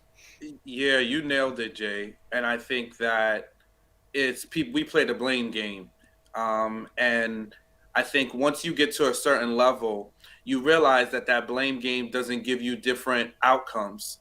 So that's what I'm always like. I'm a little, like I'm always prone to see that when I hear people talk, even if it's in a dating situation, or just, amongst friends, and you hear about them talk about relationships, if they immediately gravitate to, oh, it's all this or it's all that, or men out here are trash, that lets me know that you're so focused on not being wrong. You're so focused on proving yourself to be XYZ, whatever it is, what that means for you. And it's like, if you're not able to look introspectively and say, hey, listen, I can own some of the things that I could do differently, how are you going to have better outcomes? And you're not. And then that's always going to be your go-to. So if Brandy winds up picking Mike and God forbid they, don't work out, right? Because I don't want anybody's relationship to fall. But if it doesn't work out, then it's going to be up. Mike was trash. So it's not good. There's not going to be a learning trajectory. It's always going to be that go-to for whatever it is. So at the end of the day, I think like we got to be able to call these things out. I don't think it makes Brandy a bad person. So for any woman or any person out there that's 35 and maybe hasn't had a serious relationship, it doesn't make you a bad person, but it does make you somebody that needs to look introspectively to see, how have I landed in this place as a full-grown, mature adult that's wanting a relationship, and I haven't had one. So what got me here? And what am I gonna now do to make sure it's different going forward? It can't be the generic men are trash, all women out here play games. When I hear things like that, it shows me you're not developed, you're not actualized. You're just talking off the top of your head and not willing to own the things that you need to do differently to get better outcomes. Absolutely, and even myself. I say it all the time. I was a red flag. You know what I mean? I was a red flag. So I think when you're able to see that, you see yourself introspectively in terms of some of your behaviors, you'll realize why certain things. In fact, I was listening to Dear Wifey today, Dear Future Wifey podcast, and I was talking about thinking that you guys saw the link. I was gonna talk about it, but I got so tired. But they were talking about something, and I was like, oh my god, it's like one of the red flags that I would have said I had, which was, and I did about Married at First Sight, it happened, is that the people pleasing. And it's like you may see it as, oh, I'm just a nice person, and maybe your friends even telling you you're just a great person. But sometimes as friends we lie to each other. Let's be honest. We're too nice to each other sometimes. Sometimes we are too nice, and that's men and women. Sometimes we're too nice to each other, and sometimes you just need somebody else to pull you by the neck and tell you, bro, family, you letting these chicks run you, blood. And what they really mean to say is you ain't got no boundaries. Sometimes we need it in a different format, but what they mean to say is that you haven't got no boundaries, and it's unattractive to the opposite sex, right? So you're not attracting many women that you really want because you have boundary issues. Yeah. So it's not to say that. No, say it is to say, if we're looking at myself, I'm 31 now. If I look back in my life, I have to ask myself key questions at times and say, review. I need to review. Have I contributed towards where I am right now? And if I have to take account for that. You know what I mean? If I'm not in the place I want to be right now, what have I done to make sure that I'm not in that place next time? Those are part of the account, taking account for reviewing your life, and that includes relationships as well. See, were you gonna say something? I think I interrupted you. We're gonna add something. No, I mean I agree. No? I agree with everything that you guys are saying, because I think even if someone is quote unquote trash, I think we should stop calling other people trash like that. me included, because it's not a very nice thing. If you are attracted to that, then that also is something that you can reflect. Even I saw that on, I think it was on TikTok. Like, even if this person was like 99.9% the problem in the relationship, if that was someone that you were drawn to, then you still have to evaluate why you're drawn to that type of person. So there's always something to learn. I think with Brandy included. And I know I went hard on what's his face, but I started my sentence with, I don't think he realizes that he's being surface level. Like, I said that. I said, I don't even think he realizes that he's being surface level, because we're talking about Brandy, or like people like Brandy, but he's also 40, even 10 years older than her almost, and has had no real serious, he's had a serious relationship, he says, but you know, he hasn't been married, I don't think. And so he's also dealing with a lot of surface level stuff. And when she asked, oh, have you been in love? And he was like trying to differentiate between when he was in love and when he was just dating someone. And that was kind of weird too. It's like, so you were with someone that you weren't in love with, but you were in love with the person you took to the Eiffel Tower. I mean, like, there's a lot of surface level stuff going on both sides. And I think it's easy to say, and I highlight people like Samson for a reason. I think it's easy for women, especially probably the women who are drawn to this channel, who clearly are intelligent, most have a good head on their shoulders, to be like, Mike, I don't want him, right? We know how to do that. What I see people having issues with is saying, looking at a person like Samson and reading in between the lines and seeing that. And I think that is what people need to, we can say, oh, I don't want a Devin, I don't want a Mike, we know how to do that. But when we see a man that's 48, 45 some years old, a life coach, never been married, and doing a lot of these surface level things, trying to mention to everyone that he dates, you know, that he wants to take them on trips. A lot of people are like, oh my God, this is my knight in shining armor. This is like my knight in shining armor. Oh my God, I'm so happy. Like, this is the man I prayed for. And we get caught up in it. And then you look up 6 months down the road and you're like, what the hell? So I think the discernment is bigger than just dodging, like someone said, the Justices, the Mikes of the world, the Devins. It's this stuff. Or it's peeping that maybe a person like he may be a good guy, but is he showing me that he's like super interested? It's like stuff like that. That's a good point. And then we'll turn around and blame them for the downfall of the relationship. You know, like, oh, it's just Samson's fault. It's just Ra's fault. Oh, they just wasted my time.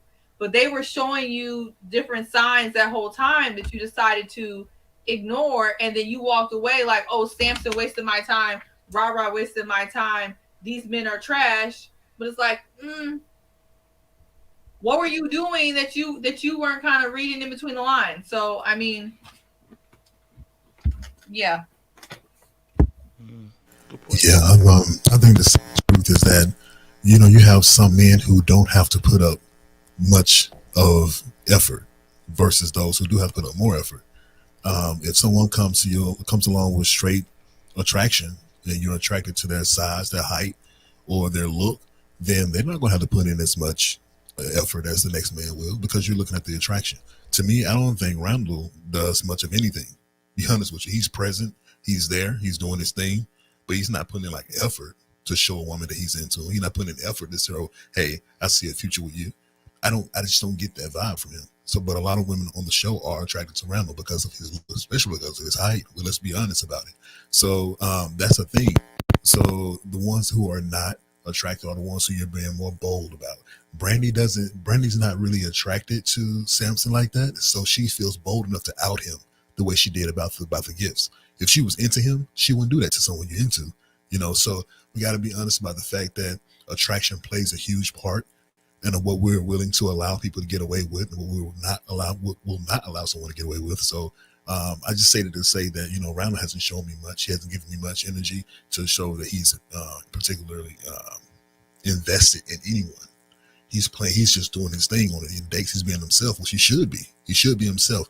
But as far as taking that extra step to reassure the woman or the women, I don't think he's doing that. So my 2 cents. Good points being made out here. I'm hearing this. Any other additions in this section whilst we're stripping off the paint? It's good stuff. No, it's good stuff because this is good stuff. This is the real conversation, right? Like as Siwe brought up the Samson thing, I didn't deep it that way until she kind of said it the second time round. Like, okay, actually, if I look at Samson a different way, I have to ask some serious questions too. You know what I mean? I didn't know about the colorist and stuff, but I definitely hear about the 48, life coach, the way he's kind of operating. You do have to ask some serious questions as well. So that's what I'm saying. Like, this is why these conversations are important, because when people start pointing out different perspectives, you can see differently. Do you know what I mean? It's not an echo chamber, so you can see differently. Because, like I said, they're on the show for a reason, right? They're on the show for a reason, whether it's to do their business or whatever, whether it's the actual date. And so we're looking at some of the behaviors. So I'm this is some good stuff. There's some good stuff here. I'm telling you now. I'm gonna definitely screen point this part of the show. So then I put up a comment saying, because people are using the guise of accountability to require people to share responsibility of others' negative actions, and it absolves the perpetrator of their responsibility. So I just want to clear it up one more time. It's not about absolving the person of the perpetrator of their responsibility. It's about making sure that in your scenario, you're able to take control of your life. Okay, we don't want you to be in a space where where everything that happens to you, you have no control over it. Right? That's a scary place to be in, where everything in your life happens to you and you're not in control. Oh, I got fired. It's not my fault. It's this. Oh, I don't have money in my account. It's because of this. Oh, I'm not. Nobody wants me because of this. It's always someone else's fault, and it's always a perpetrator.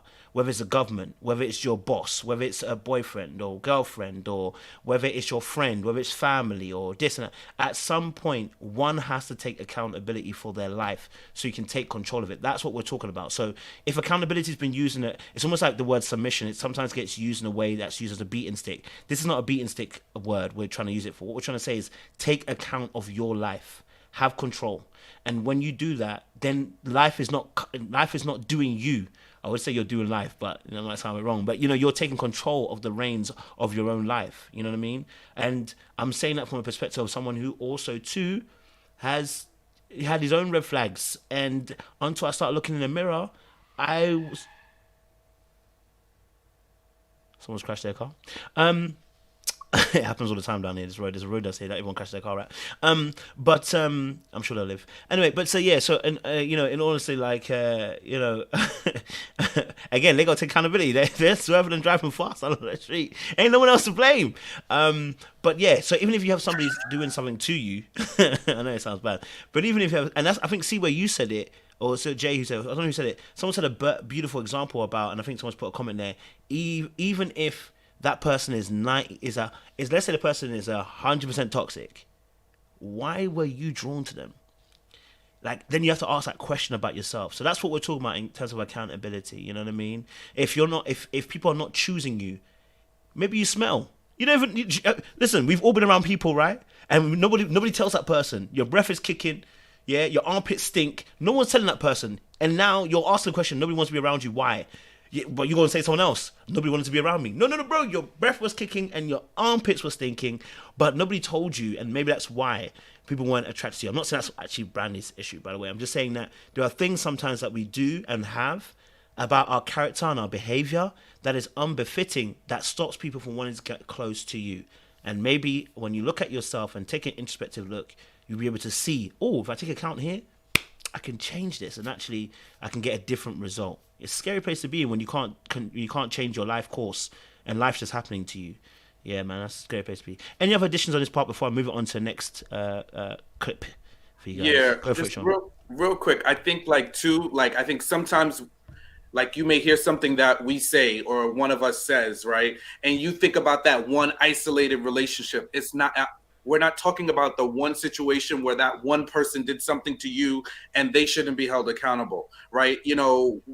What this all started from was me hearing Brandy talk about being 35 and not having one relationship serious relationship, right? So that's a collective of years. It's not like, oh, she had one bad relationship and I'm all on top of her, or it's because she hasn't had any in 35 years, right? Not one. So yeah, and the shoe was on the other foot. If it was a man who said that, yeah, there's got to be something to that. Either you were playing the field and not looking for it, or something about you is not, whatever it is. There's always a rhyme or reason for why things are the way they are. And most often, it's not because of somebody else. Most often, the reason for wherever you are, just like if you're successful in life, you didn't get there because of other people. It was because of the effort that you put in. So the shoe goes on the other foot. If you're unsuccessful, then who's to be accountable for the unsuccess? It can't just be about other people and all the different systems that are in place and that have prevented you from doing that. Because if you're gonna take the credit when it's good, you gotta take the credit when it's not good too. Love that. Any other additions before we move on? Jay, you want to say something?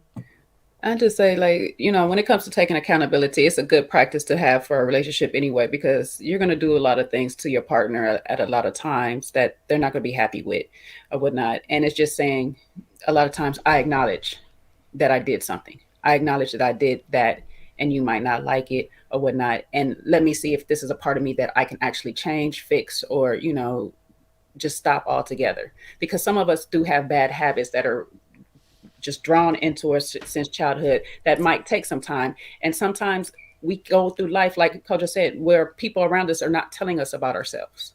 So we think it's okay. And then we get with a partner that actually highlights that thing and say, you know what, I don't like when you do this. But you the first thing we want to say, well, everybody else don't have a problem with it. Okay, but we're not trying to be with everybody else. We're trying to be with that person. So if that person has a problem with it, it's just like saying, okay, you know what, I see that I fall short here. It's not a flaw. It's not something bad to sit there and acknowledge that you're not perfect. It is okay to acknowledge that, because it actually makes your relationship with that person perfect. Better, yeah. It starts to get into that space where you're able to, you both had that safe space to talk to each other and say, you know what, I can tell you when I'm not having a good day. I can tell you when something is not going right. I can tell you when you're not doing something I totally agree with. And I know you're not going to sit here and look at me and take this in a negative light. You're going to actually try to work on it or fix it or do something about it because you care about me the way I care about you. And I don't know, it's just like, for me, I just read people just always make it seem like taking accountability just absolves another person of their wrongdoing. No, it doesn't. It just takes that off of you. It's forgiving yourself. Because sometimes we do a lot of things where we put ourselves in positions, like Seaway said, when we're ignoring those red flags. I've had those relationships, I ignored those red flags. But for the next relationship, now I'm not going to ignore them because I already know what that road is going to lead me to. But if I don't take accountability for ignoring them in the first place, I'm going to go straight down that same path. And that's what I mean when I say take accountability for your part in the situation. Appreciate it, Jay. Thank you. Someone said, why you not a therapist, Jay? I ain't good. I ain't went to school for it. I didn't take none of the classes. None of that, sis. We all accountable here. I did. Look at that accountability in action right there. I thought about it, but I just didn't do it. That's accountability, Jay. That's it. We love it. I'm definitely hearing that. Love that part. All right, cool. Let's move on to the next part. It's still on Samson, by the way. So see, still got her fork and knife out for him. She definitely gonna eat some dinner today. Let's have a look at this conversation. Seems like your mother had a good influence on you. Oh, yeah. And I thought about what you said about any woman that you marry, you're looking forward to having a relationship with their dad. Oh, yeah. You always wonder, like... So, Cerise and Samson. She even leaned on his head, leaned on his shoulder, Looks like he's making some inroads. I don't know, but Seaway, your favorite person, Samson and Cerise. What did you glean from their particular, what did you particularly glean from that particular situation? No? Nothing more than I already said, but if a couple's gonna make a run for it, it needs to be them two. because they both got that same paper bag test nonsense going on. They both talking about the same surface level stuff that they pretend that is deep every now and then. You know, he seems to make her a softer person. She seems remotely interested in him, not a whole bunch, but still somewhat. So I think Sharice is the only person he actually likes. Why do you think that is? Because he's a glutton for punishment. Ooh. Yeah. He likes projects. What cute projects? No, you're saying cute projects. That's why. All right, I hear you. That's fair. That's fair, Yeah. Sigo. He like cute projects. All right, he's a builder bear. All right, Sean, what's your thoughts on this? What do you see in Sharice and our brother Samson? If he like it, she like it, I love it. You know, because I don't know, just like her energy. It's like it just seems like she has such a tough exterior, such a tough shell. So she seems to like him a little bit. I think they talked on this day too about how she doesn't like to kiss anybody. So I think like and I said it too, like when I was like we were doing our little jokes about the kisses between Randall and Jamala. It's a guard, right? And that's the same for me. Like because I'm guarded, and to me, I view that as something as intimate. So I'm not just going to be kissing every single woman out here, because for me, it's something intimate, right? And I don't necessarily want to do it with everybody. So I think the same way for her, she has so many guards, so many walls, and it just shows up visibly. You know, even in her body language, her facial expressions. And it was like a lot for her to just lean into his shoulder. So I think she still has lots of work to do, you know, just to find out, you know, just to kind of get to a point where she can be open and just slightly vulnerable, to let somebody get to know her a little bit. Because what have we really learned about her other than that she's good at arguing and debating and calling people out for what she thinks to be wrong things? Nothing else I've learned about Sharice. You know, nothing major. So Definitely hear that. Jay, what's your thoughts to the Samson Sharice date? Something about Samson does bring out the softer side of Sharice, which I do appreciate. It is like, I mean, I agree with Sean. It's not much more that we really did learn about her, but it does see a different vibe from her. She seems to be genuinely interested in getting to know him a little bit better, unless she's playing the cameras and us at the end when she's at the bottom or whatever. Because, you know, she's different with him though. She is very different. We could see it with LJ. It was just like standoffish. You could see the whole wall in between them. But at least this wall is see-through with Samson. It might still be there, but it's like a fence or whatever. You can kind of see through it. He can, you know, they can touch each other through the little hole or whatever and stuff like that. But it ain't gonna be much just yet, because of course he still is not her type. But she is open to him emotionally, and it could be his therapy coaching mannerism about him that makes her open and, you know, makes her vulnerable. But it seems like he's the one who's always divulging the most information about life when he's around her. So it's almost like a reverse role of the therapist, that he's always talking about he wants something. Now he wants a father. He wants to get to know the person's father because he didn't get that father figure or whatnot. I guess that's good and all, depending on the daddy you meet. You know, some daddies are cool and some of them are not. So good luck on that one. You know, we'll see how that goes. But I don't know.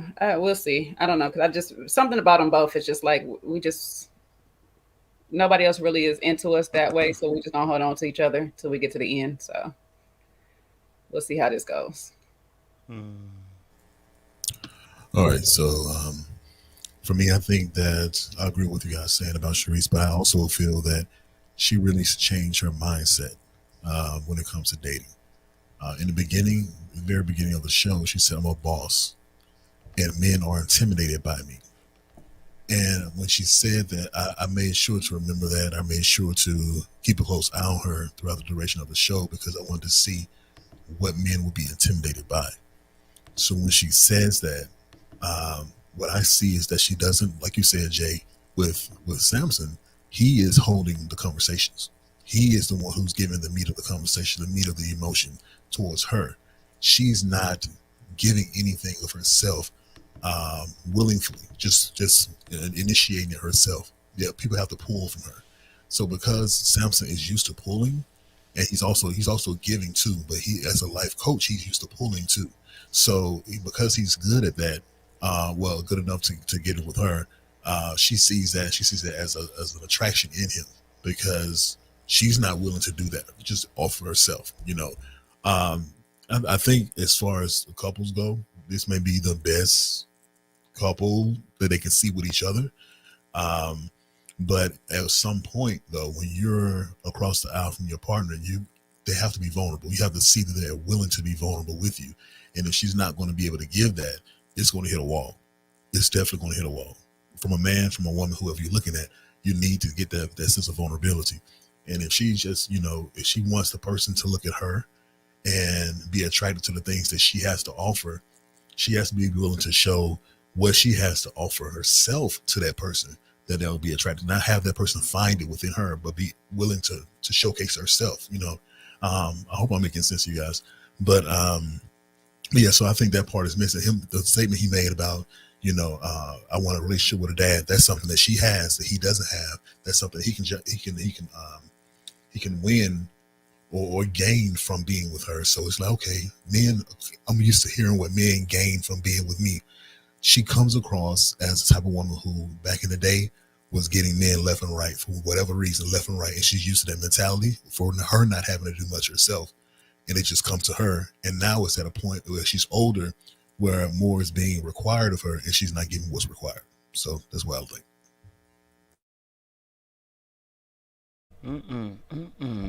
I'm hearing you still, I like it. The breakdowns are good. I mean, with Samson and Sharice, I think, personally, I see some comments. Someone said he's a predator. I was like, I don't know about that, but I would say with Samson and Sharice is there's an interesting thing that happens. So he's a life coach, right? Which means you're spending all the time listening, right? You're drawing people out to let them emotionally invest and say what they need to say. That's a skill that is very difficult to turn off. I know, because I have the same issue. So it's a very difficult thing to turn off. You're so used to being in that position. What Samson, and the biggest issue with empathetic people is they find people like Sharice really attractive because it's her strength that they're attracted to. Not just because he likes strong women, but simply because it's a belief that she's the only one, or she's one of archetype, that her archetype are the only ones that can also handle his truth. Because the truth of the matter is, anybody who does life coaching more than likely has a very hard life. They've gone through some things. That's why they're able to empathize with other people. So I think he likes Sharice because maybe, unlike everybody else, maybe sharing his truth with them, he feels they won't be able to hold that flame to that, right? But with Sharice, she's so strong and appears so strong, I can release some of these things that I've been through to Sharice and she'll hold it. She'll be able to contain it. It's more of a belief. It doesn't mean necessarily it's true. It just means it's a belief that one might hold. I think Samson's a builder-bear. I'll be honest with you. I think he's a builder-bear. I think he builds projects. He's got savior complex partly as to why. Because like I said, because you should see Cerise, be interested and intrigued, but you shouldn't actually date. I'm going to be honest with you, personally, from what I've seen with Cerise, right? You should be intrigued. Yes, you might want to sniff a little bit about, okay, I'm intrigued, but you shouldn't engage. If Samson engages, it tells us more about him than it does really about Sharice. Because Sharice is Sharice. But if he's drawn to somebody who, when you've seen their behaviors with other people, have not been in the most politest form, sound, I would say. I don't want it to be too rude, but like she's been mean basically, right, to people. Then you ask that question as to why he's drawn to her. why is it? And someone might say complexion. That might be part of it as well. But you know, why is he drawn to her? Why is it that he's the one that's seeing Sharice for who she is? And it's because he's also the only one that is slipping beyond her mask. He's the only one too. So this is an interchange, and this is what we're talking about accountability, right? Because if something happens now and they get together and it doesn't go right, he can't be saying, I didn't see what happened. I didn't see where it came from. You know what I mean? She also can't be screaming, I don't know what happened, how we got here. It's because both of them are attracted to each other because they have an ability to be able to speak to the other person. Go for it, Jay. It's funny that her name is Sharice because she gives me Sharice and what is his name off of The Best Man? What's your boy? Which one? Oh, I know you're talking about. Terrence Howard's character. Yes, they give me. He gives me that that feeling together. Them two, how they interact with each other, is that little bit of, you know, I don't like you, but I like you. You know, I want you because we're such the same people. We're just on the opposite spectrum of the things. And I think, like you said, that's why he's attracted to her, because her ability to say no and put up that wall or whatever. Sometimes that attracts us when we're empathetic to nature, because we don't have that ability to turn people away and just say no. And so we want that person in our lives that can be able to do that for us or whatnot. And for her, he brings out her true nature of wanting to be submissive to somebody, to be on her chill. She doesn't have to be the breadwinner. She doesn't have to be the strong one. And when she comes home, she can actually relax when she come home. So in a long spectrum of the things, if they can get past a lot of stuff, they can actually work. But it's going to take a lot of opening up on her end, and it's going to just take a lot of patience on his end. And so I don't know if either one of them has the capacity to do it, but if they do, they could actually make a really good match in the long run. Yeah, if she gets the healing, then maybe it could work. You know what I mean? But like, to anybody out there as well, like, who does a similar role, you know, that's the weakness. That's the kryptonite right there. You know what I mean? Like, that's the kryptonite. Your kryptonite is people who have a guard up, who got that mean energy. You're drawn to them because you're trying to understand them, which is what Jay you were saying. You're drawn to them because you're trying to understand them. So, you know, I know some people are saying that he should know better as a life coach. You should know better as a life coach. You're probably right. You should know better as a life coach. But that's what we're talking about, red flags. If people don't tell you got red flags, you might not know you have red flags. You know what I'm saying? So, yeah. And just because we know better don't always mean we do better. We like what we like sometimes. And sometimes, like you said, it's hard to get out of dealing with projects. If I like building things, I'm going to look for something to build all the time. It's just a nature. That's the same thing with Brandy. She's going for people that's seemingly unattainable. She likes that because I think something about her scares her from an actual relationship. That's why she hasn't been in one in this long. So you tend to rest in what you're comfortable. And that's just easy for him. I mean, all the women so far that when he starts asking the women question, it's about how much of a project. Shakira was just too much of a project. That's a draining project. But this right here is like, you're strong, but I just need to get past that wall. That's a little bit more easier. That's a little bit less draining. It's stressful, but it's less draining.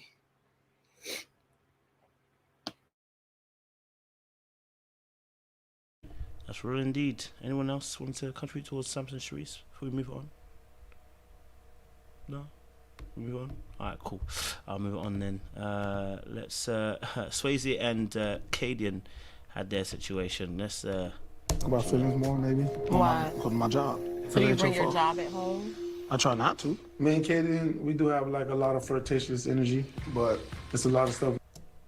All right, Cadian and Swayze. Interesting. These two, never thought they would be a match like that, but you know what? It seems to be working. You know, and obviously we've seen some stuff on Instagram as well. You know, as well. So it seems like it's gone beyond just a show. For now, at least, anyway. But I want to get you guys' viewpoints on them two. You know, they've been doing a lot, Swayze and Cadian. You know, she even asked, "What do you like about me?" What's your thoughts to them two? Jay, why are you scratching your head? Jay scratched her head. See, way smiling, like, you know something I don't know. I mean, these two is like a little match made in heaven. You know, they both talk too much. He sat there and said, "You talk too much." She said, "You do too." So it's just like, okay, but I mean, they gonna get explosive when they get explosive, and then it's toxic love with them too. You know, they're about two peas in the same pot, or whatever. They just alike in a lot of ways, and just enough not alike to be very, very explosive on the wrong times or whatnot. And we'll, I guess, see that in the next episode, a little bit of it. But two headstrong people that talk too much, they ain't got no boundaries.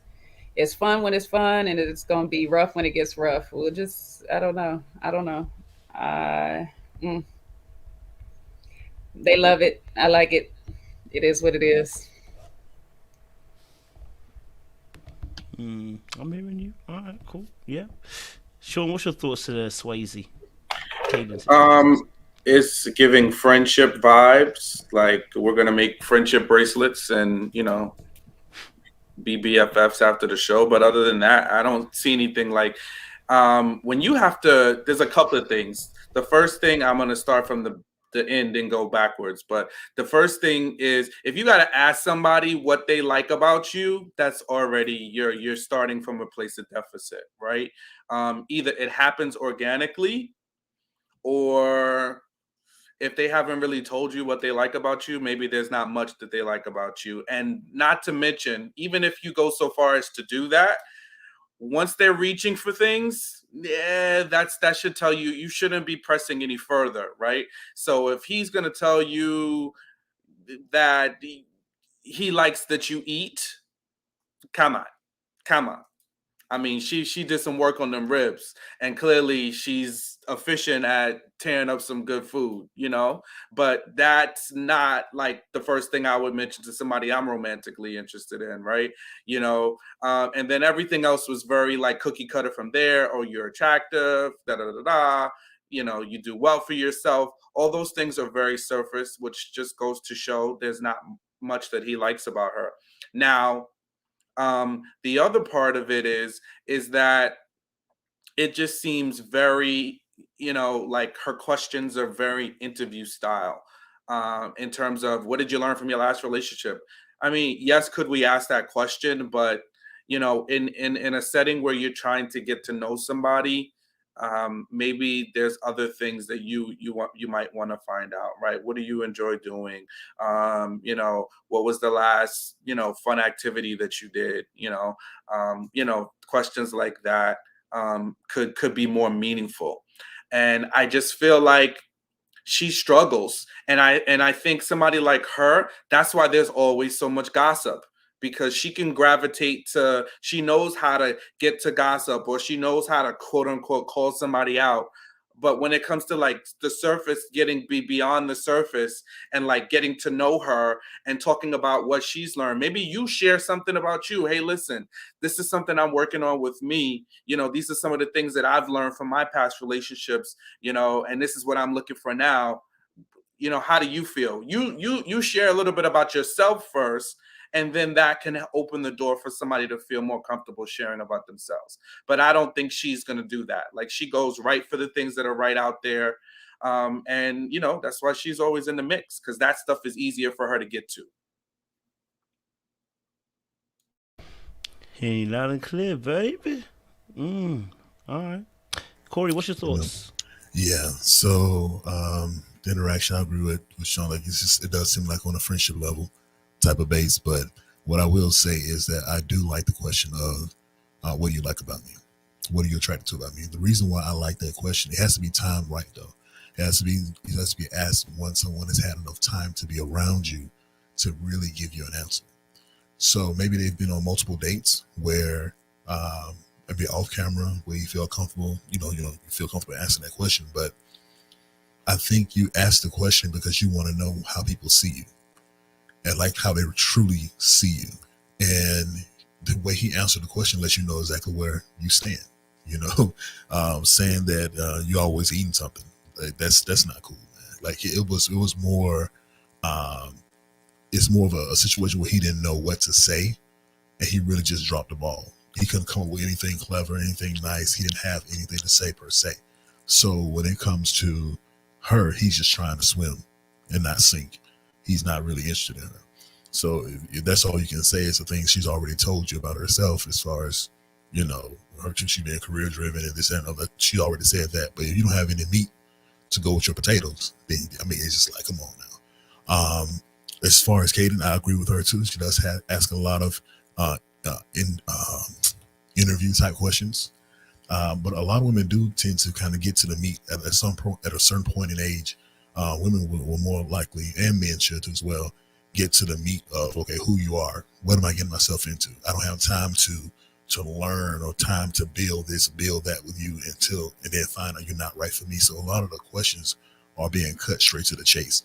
Now, there's advantages to that and there's disadvantages to that. But if you haven't spent much time with someone, it's a bit off-putting to ask those type of questions. You know, if you build a connection with someone, you build rapport with them, and then you want to ask those type of questions. And okay, then it might not be as off-putting because they see you in the same light that you see them. Okay, this is a possibility of us being able to move forward and make it into something.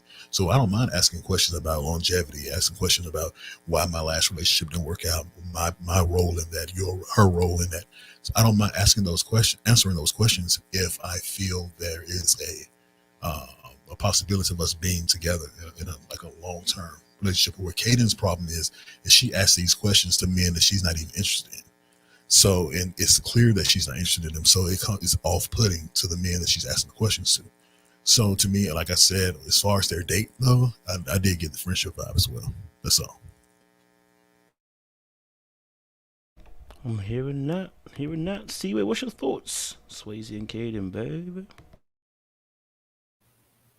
I think I don't have much on them. I think they're cute for now. I really don't have much. I mean, they seem to get along. They seem to be one of the best couples best in quotation marks, like best, like they get along. I do think though, whenever they get into it, they really gonna get into it. But so far they work. This is a surprise. I didn't see it coming, but I think they're cute.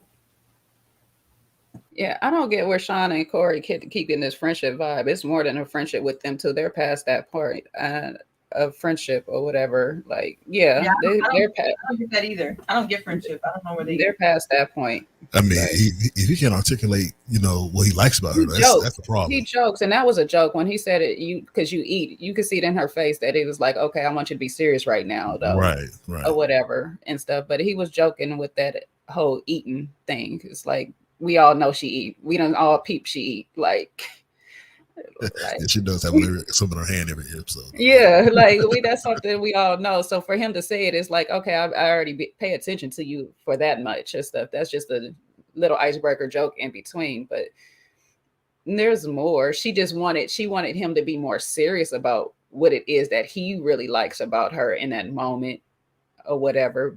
And he was just being surface with it. But they like each other. They talk all the time, and every time you see them, it's them two together. They've been up on each other since somewhere around the white party, if not before then. So they're even matching at the whole Pandarosa that they end up having. You can match with your friends. That's what I'm saying. I don't match with my friends like that. Well, maybe you don't, but I just don't. I just didn't see the chemistry. I could be wrong, but I just don't see the chemistry with those two. And it was like pulling teeth. And she even looked frustrated in the answers that he was giving. So I don't see it. Again, I could she was looking frustrated because, like she said, she wanted him to be serious. They always joking and stuff, and she wanted him to be serious in this moment. And that's a sign to me of that I'm just not that into you. If I'm going to be real playful and you ask me a serious question and I'm a duck and dodge it and I'm a joke, because a lot of times guys, again, we talked about this before, when it comes to a woman that we may be in a dating scenario with, but we don't really like her, we don't always know how to have that rejection conversation flat out. So we'll skirt around it a little bit. And that's just what I saw. Again, I could be wrong, but that's what I picked up on the date. It's like, I'm not saying you right or wrong, but I've had these conversations where I've had talked to people and it's like we joke all the time or whatever. And in this moment, now I'm being serious. And it has to take a minute to be like, no, I'm being serious.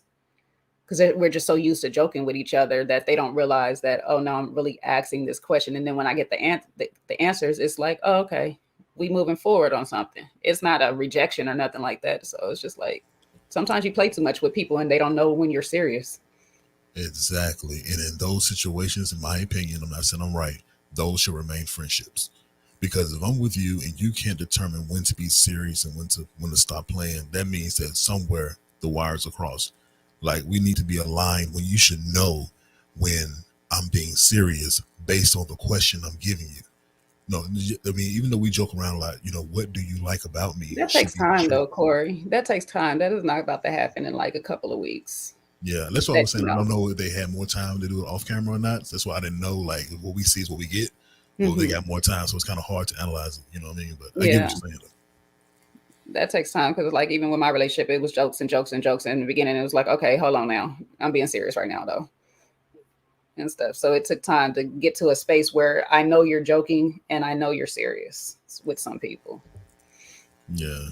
For me, it's like, if we're joking that much, then and I don't have that serious, the mindset of when to be serious, it's like, oh, she's being serious for real. Like, she wasn't even on that level. I mean, he wasn't even on that level to think of that. So I'm not saying it's her fault. I'm saying it's more of a him thing, but I get what you're saying.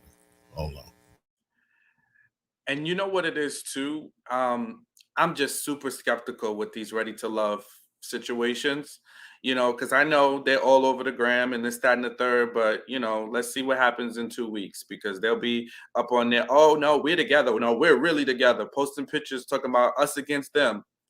And then it'll be, oh, come out later, he was just playing, So I just, from initial, like, you think ready to love and the guy being intentional, that's just what I'm picking up on it. I'm not picking up any level of intentionality with him and her intentions. And I think because of her personality, she might be doing more of the driving of the ship in the relationship. And that's never good. What's going to convince you, Sean, them walking down the aisle with a baby carriage? I mean, they could do that, and she just dragged him into the whole thing. I'm just not buying it. It doesn't look like a genuine connection to me.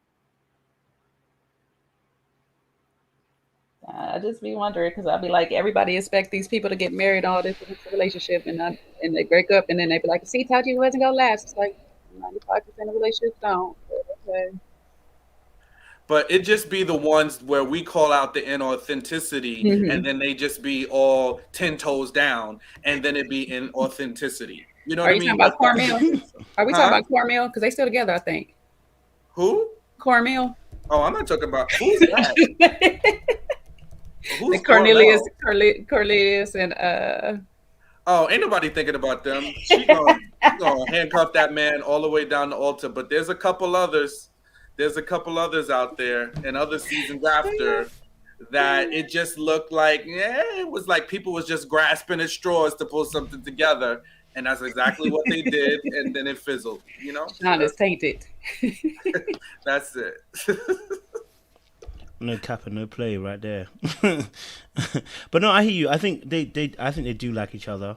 I think Swayze just likes older women anyway. But I don't know. They have a lot of banter together. I think they always have a lot of banter together. Maybe they're one of those couples that just have a lot of banter. That just able to have a laugh in that. Clearly, he has a lot of laughs, because that was one of the downsides to what I think the women were saying about Swayze, that he jokes a lot. And maybe with Caden's able to solidify him, and when they're behind the scenes, they have actual real conversations. You know what I mean? Maybe they're able to talk a bit more in depth behind the scenes. But yeah, I don't know. For me, I think Swayze, if he can handle Caden's spice, hey, if that's what he said he can handle, I don't know how long you're gonna handle that for. I think the spice itself will eventually do what spice does. It will burn your mouth. It will make you hot. You know what I'm saying? So I think it will be fun at first, I think after a while, if she doesn't settle down, this is going to become a problem. You know, it becomes a problem long term. But hey, listen, you know, let them lie. You know what I mean? Maybe they'll make it. No, Cornelius and Camille are still together, so maybe they'll make it. You know what I mean? Maybe we're one of those couples that still make it. You know what I'm saying? So they proved us all wrong, including myself. You know what I'm saying? So listen, they may just make it. Yeah, they may just make it. You know, exceptions to rule do happen on Ready to Love, it does seem. So we can't be mad at it. Anyway, I mean, any other responses for Swayze and Caden before we no? Fantastic stuff. All right, quickly, just to reset the room, as they say on Clubhouse. To reset the room, guys. Okay, all right, you are here. Okay, all right, you are a Little Black Book channel. All right, okay, and this is where we discuss TV show reviews. Okay, we review TV shows. One of them being Ready to Love. Okay, so if you're here, make sure you like it, you share, you subscribe to this channel. All right, and you click on the bell button so you get a notification when every time we upload and go live. All right, okay, that's a reset the room. All right, beautiful. Also, want to make sure you guys, well, as you can see, it's already pinned up. Listen, we have a live tour coming up in US. Okay, that's New York, that's DC, that's Atlanta. I'm gonna say it again. DC tickets are being sorted out, so bear with us on the DC, but Atlanta, New York tickets are already out. Guys, the tickets are going quick, so I want you guys to jump on this as fast as possible, all right? Because I don't want no... someone already messaged me to ask me what date is it. Someone's already asked me, are there still tickets? People are still asking me, what's the link? Like, guys, I don't want you to do this at the last minute. You get me? All right? So listen, the link is already attached. Okay, it's locked already. Okay, there's almost 600 of you guys in the room. Listen, don't waste time. Grab your ticket straight away. You feel me? We got New York and Atlanta already coming out. It's gonna be a live panel. See how you're doing this? See how we do this? Live. Okay, all right. And when we do it live, it's a little bit different, because we can have a bit more fun. We can say certain things. We're not online per se.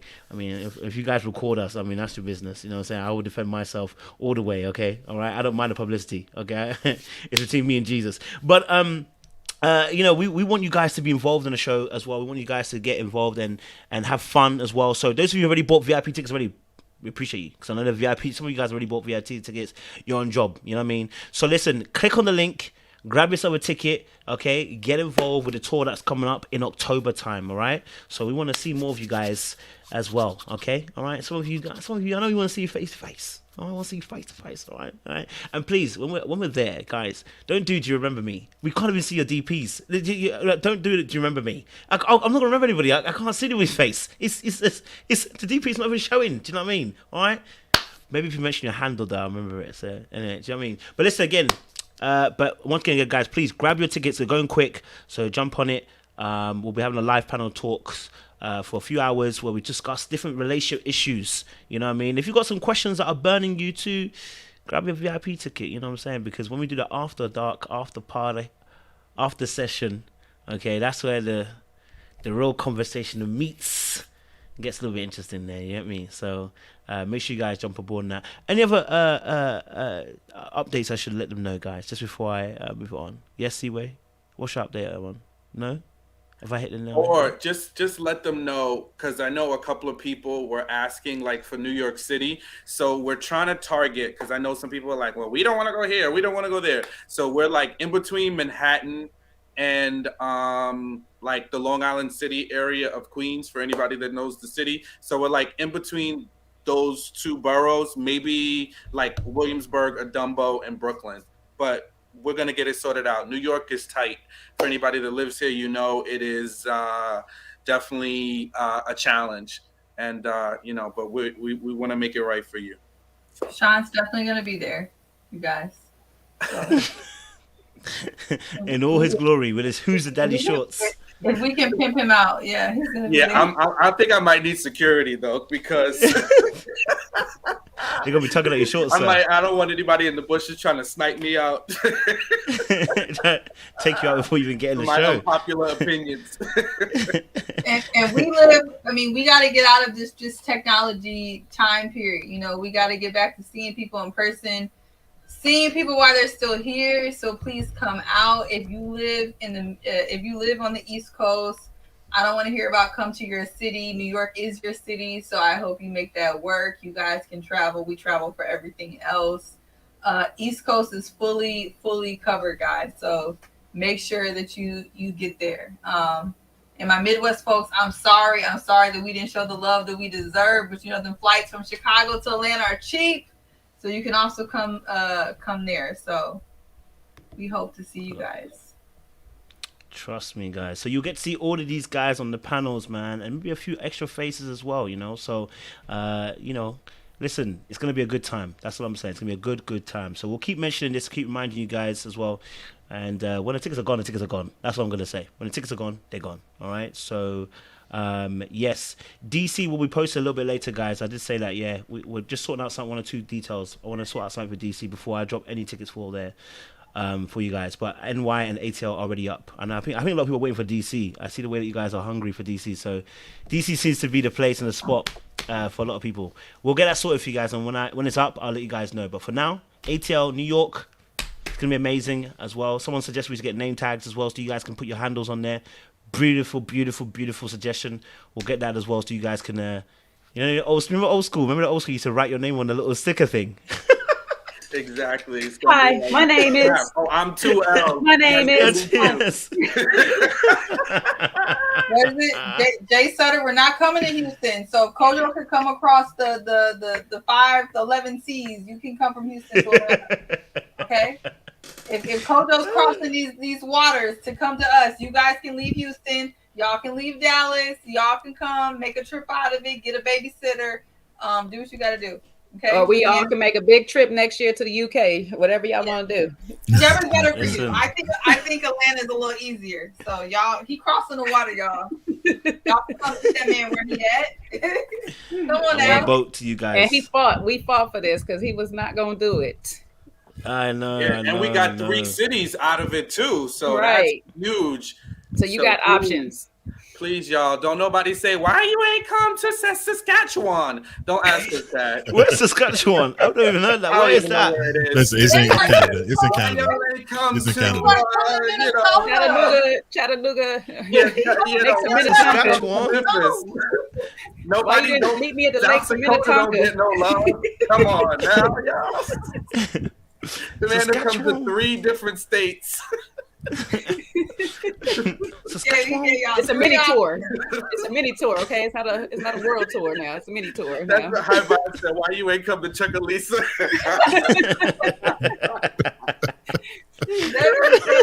Tell them come down to Chapaloosis.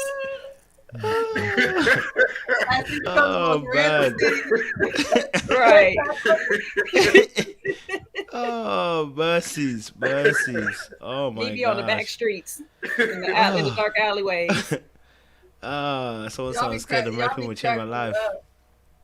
I'm gonna be praying after I meet you guys. Listen. So yeah, listen. Make sure you grab your tickets. The link is attached. It's already pinned up for you guys. So get on there, buy your tickets, get yourself prepared. It's in October. Don't leave it last minute. You know what I mean? Leaving things last minute, it's not gonna give you a health. Okay. All right. So we're gonna do it. We're gonna do it big. Okay. All right. All right, listen, let's get back to the show, and we'll announce this again for the people again at the end, just to remind them as well. But let's get back to the show. We've got 1 or 2 things to follow up on, because there was obviously the beef that happened in the Rumble in the Jungle between, Kaden and Shakira actually. But let's have a look at that as well. Okay. Someone said Libra month. October is a Libra month. I love that. Let's do this. Beautiful. Add this to your screens. Like you say, Lion Libras. I have a thing. Do you know what? I think I'm attracted to Libras. You know. I have to Libras. I think I'm attracted to Libras. I think so. I may be. Libras are unproblematic. I'm not gonna lie to you. They're unproblematic. They don't bother nobody. Yeah. Shout out to the exes that were Libras. To be honest, where is the clip? I just missed it. Oh, guys, I'm so sorry. I'm gonna get some copyright strikes now. Just wait. Let me not play that now because they're gonna get on my ass. You ain't gonna give us a astrology update if she don't do nothing else. Yeah. An astrological prediction. Right. No, they ain't never done unbalanced Libras. Maybe that too. I had somebody really come at me Christian next time before you give your inaccurate opinion. I'm like, dang, okay. I am so sorry. They went in on me. So Lion Libras. I think I was I don't know. Yeah. They are. The Libras I've met are pretty cool. They could be cool, but just as friends, they can be cool as friends. Alicia, women Virgos are amazing. Men Virgos, you already know where they need to go. Okay, women Virgos are amazing. We're each gonna get a DM. I think I'm triggered because I have the most toxic sign, so that's why I'm triggered. What's yours? Aries. I'm Scorpio. Scorpio. Aries is up there though. Scorpio. Yeah. So we always get the black. We always get it, so I'm always ready. Cut it out with the signs. The sneaky Scorpios. There ain't nothing sneaky about Scorpio. Scorpios and them hothead Aries. We are perfectly normal people. Scorpio, it should be a fire sign though. I feel like Scorpio's in the wrong group. Y'all need to just go ahead, come with the fire signs. Come on with us. Y'all act like us. No. Wait, what are Scorpios? What's their thingy? They're not fire. Water. We're water. They're water. You're water. Yeah. You like boiling water. Yeah, they're boiling water. Scorpios ain't no water sign. They need to come on with the fire signs. We welcome you. You see, look at them. That explains it all, Sean. But see, they can't say that about you, Sean, and not about me because I'm a Scorpio too. So how does that work? Because you sneaky with it, Corey. How am I sneaky? What? I'm not sneaky at You all. see how your voice and everything and stuff, you be low key dropping little sneaky little stuff. Sneaky. You keep it mystery right now by being off camera. You see how you do? Corey will give you a gut punch. Don't even let him. Apparently Libras are the worst cheaters. Well. That's because they're unassuming. I heard Libras be cheating because they be real unassuming with it. Damn. But Libras, you're not getting a bad name out here, Libras. Defend yourselves. I wouldn't have this if I was you, Libras. I mean, I'm Cancer. I can't really talk. So I asked for Libras before y'all come for me. I ain't said nothing bad about you. I like y'all. Someone said water signs unite. Exactly. I can't believe Scorpios are water. I didn't know that. I thought Libras were. I thought Scorpios were fire, but I'm surprised that you guys are water. Yeah. Water is vicious. Water is That's true. people don't put respect on water. So low key, water will drown you. Water drown you. Water can be hard or soft. Yeah. I mean, hard or soft. What's the other two water signs? I forget. And it adapts. Pisces and Cancer. See, that's why I feel like Scorpio don't really go with them. What a best fit for them. Best fit for a Cancer and Pisces. Yeah. So Scorpios are cold water. Scorpios are cold water. Scorpios are cold water. Yeah, anyway, sorry. Let me my bad. Let me get back on track before the questions come for us. Let's get back on track. Let's talk about this particular scene. I know it got a bit messy here, you know. In a tough emotional state since that. Women don't do that to each other. And I'm done with that. We gonna clear the air. I don't think we should rehash it. No. Look at his face. Look at his face behind. Oh man, his face is a turn up. What's your thoughts? Why do we need this ghetto town hall? Why do we need this town hall? Hear ye. He was needed, man. It's needed to air out some of the feelings that people have. They were out there talking about, they didn't know what to talk about, so they didn't start talking about anything. That was like the most pointless scene I have ever seen on Ready to Love. Like, whoever produced that scene needs to be fired. Why do we need that? They said, listen, we got to get some drama somehow. Let's bring them all together and let them air out their business. They didn't air out nothing because there was nothing to air out. Flower Child has been saying the same confusing statement this whole time. We still don't know what her problem is. We still don't know what Katie said. The whole thing was stupid. That's all I got. Waste of our time. Thoughts? Oh, yeah, I think here we go again. Kadeen embroiled in drama. And this is what I was getting at. It's like, even if there is a slight connection with her and Swayze or they like each other, that becomes exhausting. When you always got to reel somebody in or you always got to try to like, oh, here they go tussling again. It's like, why are you always in the midst of drama? She was, in the midst of drama, there's like a digital clip out there where Kadeem was the one supposedly talking about Mike's IG and that, she was out there talking about his business, right? Now, listen, anybody, you visit that IG at your own risk. I saw one clip, I'm good. But the IG is crazy. But nevertheless, here she goes again. Now here she's telling, Shakira's business when she shouldn't. She probably should have just left it be. And I think why are you always the lightning rod? If you're always the lightning rod, again, you got to look at yourself and be like, okay, so how did I get myself into this situation again? How many different dramas am I involved in this little old TV show? Way too many. It's not ready to gossip. It's ready to love. But she's always in the thick of things. And at the very least, here she goes again. She was like, no, bye, B. Why you got to call the woman out of her name? Technically, you were the one talking about her business. However it happened, however it took place, maybe she misconstrued it. You still were talking about something that hurt her. So instead of being defensive, instead of being so ready to tussle, talking about what your image looks like, how about you just apologize for how things came off?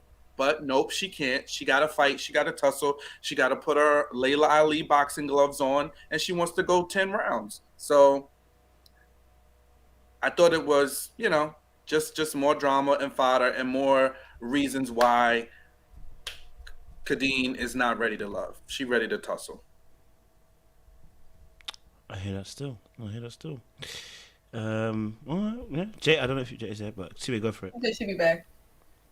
Okay, yeah, she said that. But yeah, no. In terms of obviously the scene with this particular town hall scene, I think it was good. I think it's good to see people airing out their grievances. Let me now know who really is feeling who. We now know who's got problems with who. Everybody can really now start from scratch and actually be like, do you know what? Let's stop all the nonsense. We've been pretending this is working, this is not working. Let's be real and open. I think it's good. I think sometimes you got to open these grievances. We've done it before, Sean. Yeah, they worked out beautiful for us. You know what I'm saying? We were shot at. Huh? That worked when we had real grievances. They have real grievances. What? No, we're not buying gifts. I think it works out well when you have people that are willing to hear, right? And when we did all of that, we were all, as much as we might have been passionate about our side of the different, arguments or debates, we still were willing to hear one another. When you're not willing to hear and understand that somebody received you a particular way, right? So it's still the same joke I made joke, right? Like y'all hear me say, like, I have a tone. I've been told I have a tone, right? So that kind of comes from that kind of space where, hey, I got some feedback. Now I joke about it, but I also do acknowledge the fact that I have to be conscious about the way others receive me or receive the information that I'm sharing. And I can't just dismiss it and be like, oh, no, y'all just sensitive. Y'all the ones with the problem. I ain't saying nothing. Did I lie? Like when you do all of that, which is in essence what Kadeen did in this situation, you're not hearing the other person and it's really not fleshing anything out. It just becomes a defensive, reaction. Here's my problem. If Kadeen, Katie, and whatever was going behind the scenes spreading stuff that wasn't aired, you know what I mean? Then I have an understanding of why Shakira is upset. But from what has been aired and what keeps being repeated, if that's all that happened, I would probably have a similar response as Katie or Kadeen, whatever, being annoyed at this flower child with her nonsense, like with this stuff. So for me, it's hard for me to opine on this particular situation because I don't know what was said. I don't know what was actually expressed to Katie as to the actual grievance. All I know is what was aired, and what was aired doesn't make any effing sense. So it's really hard for me to say, Katie is wrong for reacting the way she's reacting, because based on what I'm seeing, I would be so frustrated with Shakira and her bullcrap. But like I said, I believe that there was more stuff said in the ladies' lounge that wasn't aired to protect Shakira, and I think that probably Katie was going possibly off camera was saying what was said in the ladies' lounge, and that's what she's really mad about. But if the producers want to protect Shakira from whatever, then I can't speak on how I want to judge that situation because we don't know enough. from what we're seeing, Shakira looks like she's crying about nothing for the last 5 episodes. But I'm assuming there's more to that, but we don't know. So it's kind of like, I'm going to stay out of it, and I'm glad she's off the show because it's too much going on. Here, I'm in the middle of both of you guys. Okay, old me definitely would have reacted like Katie in this situation. You calling me a liar, you telling me I said some stuff I didn't say, and then you want to walk away before I can even address the situation.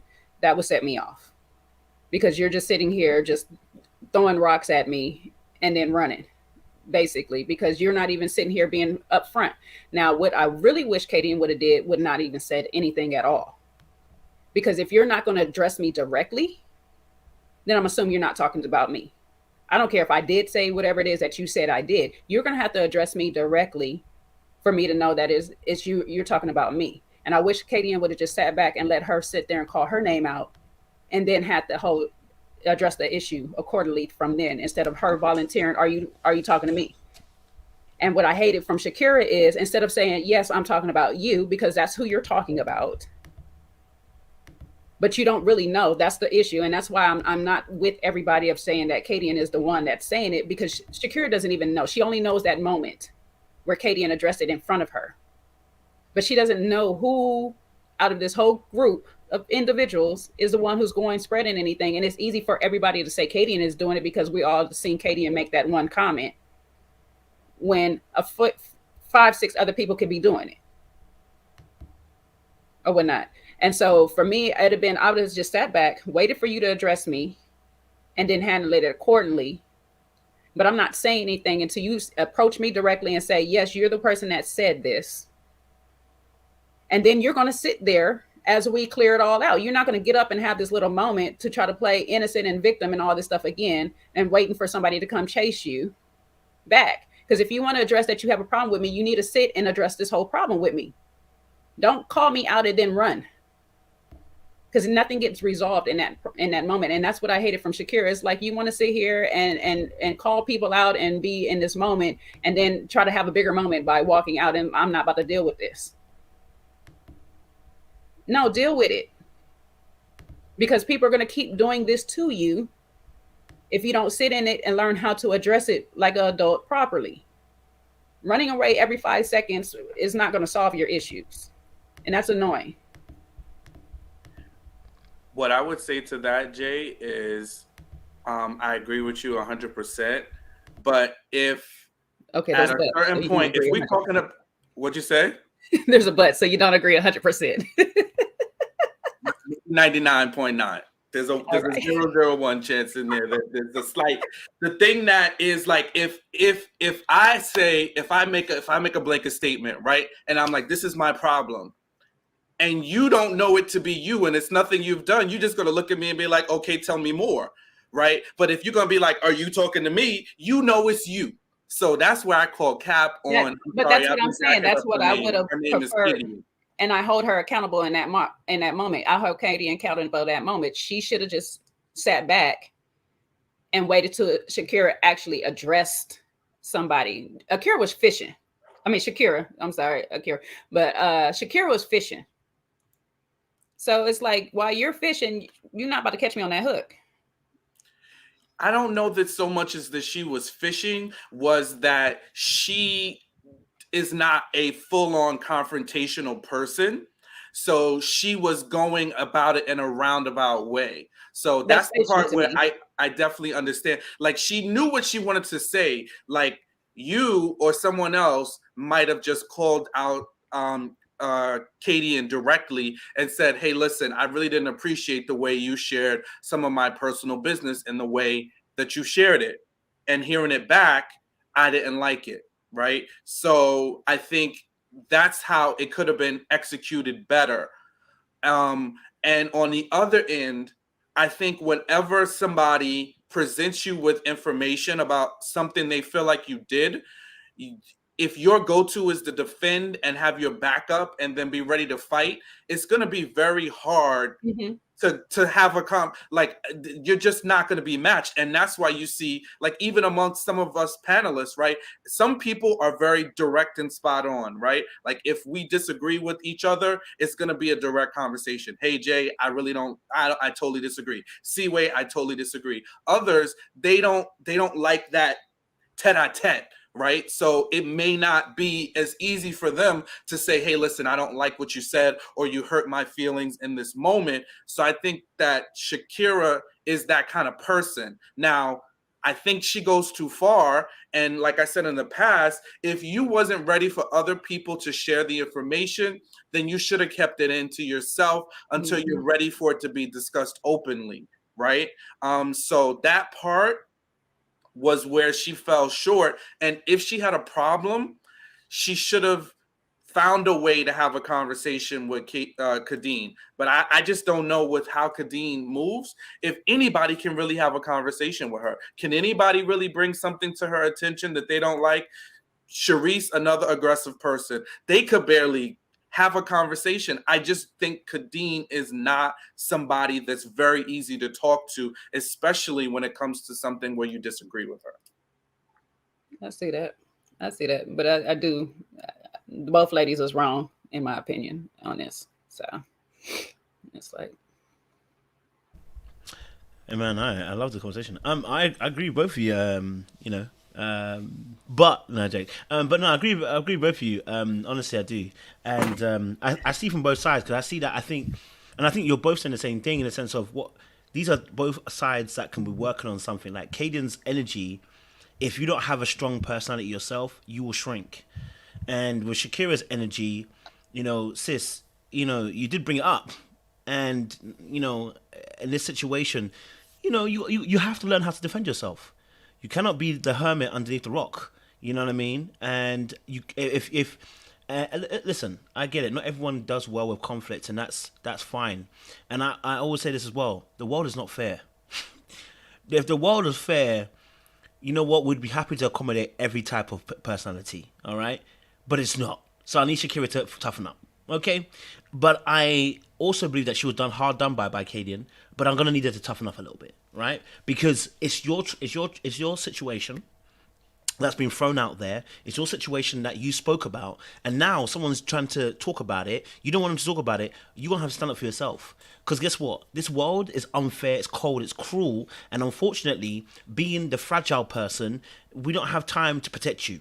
Okay, all right. It's unfortunate. It should be that way. We should be able to protect you. We should be able to gather around you and defend you. But as you saw very, very quickly, all that was going to happen was Sharice was saying, I don't think it's the right time to talk about it. No one's going to defend Shakira. You have to defend your own. You don't have to hold your own down. So at that point, you got to learn some skills on how to deal with conflict, and it walking away when the situation is arced. It's like, sis, again, I get it. But sometimes I think sometimes people can say they're not confrontational, but what they really mean is, I don't think I can win. It's like, that's the reason why you don't have the tools or the skills to really be able to confront people. You don't think you can win. That's why you walked away. So I think there's both sides. I think Kaden, though, is super aggressive in the tone and the manner and the way she comes out about things. And you've been talking about, we've mentioned it a little bit. You know who she's talking about. It is you, right? So we need Shakira to be direct and mention her name, okay, at her, like it's on Twitter, at her, all right, directly, so it's not left in the air. And then we need Kaden also to be understanding that, sis, you did something. You know that you spoke about the situation. If you want to defend yourself, hear what the party is saying and then give your side. But you immediately went into a frenzy of da. If you're not going to talk about me this way, you're not going to lie my name, and it made you look even more guilty. I'm looking at you like, babe, like, if it wasn't you, why are you so pressed, so shouting loud? So I think both of you are absolutely correct. I think if they both worked on these individual aspects, this could have been a better conversation. So definitely, I hear both of your sides, and none of you are wrong. And I think it's two good perspectives to have on this. I think it really depends on where you see things, how you deal with it, or how you may empathize with certain sides, depending on what you might see. But for me, you got to stand up for yourself, man. What I do see is like Kadian is gonna be one of them people that chase you to finish an argument, because that's where that one is going. It's just that she's not chasing sis or whatever and stuff. But I know a lot of people are mad that she used the B word at the end and all this, and that was a bit much or whatever after everything else. But I have to have that final. I have to have that final blow or whatnot. And if she don't resolve that, like, that's why I said these arguments with Swayze can get explosive, because he seems like that same type that I have to have the last word. I'm gonna have to say what I have to say or whatever. And those type of relationships, it gets real big real fast. And both parties don't want to back down. And next day you know it, we calling the cops because the whole block is involved in this argument in the middle of the street. So, you just got to work on that, toning it down. Sometimes when a person gets up and walk away, it's okay. All right, bye, girl. You don't want to say nothing else, bye, girl. All right. Or just simply, see, this is what I'm talking about. When we trying to hash it out, you're walking away. No, sit down and have the conversation. But all that extra rah-rah she was doing, it was a lot. It was a lot. No, I hear you on that. Yeah, 100%. Yeah, but like I said, we said about this about Caden as well. Like, from early, Caden's behavior, we saw it from the very first jump. So he's got some of us us, Joe. Some of us. That's true. Some of us saw it. Yeah, some of us saw it. She's not here to defend herself, Sean.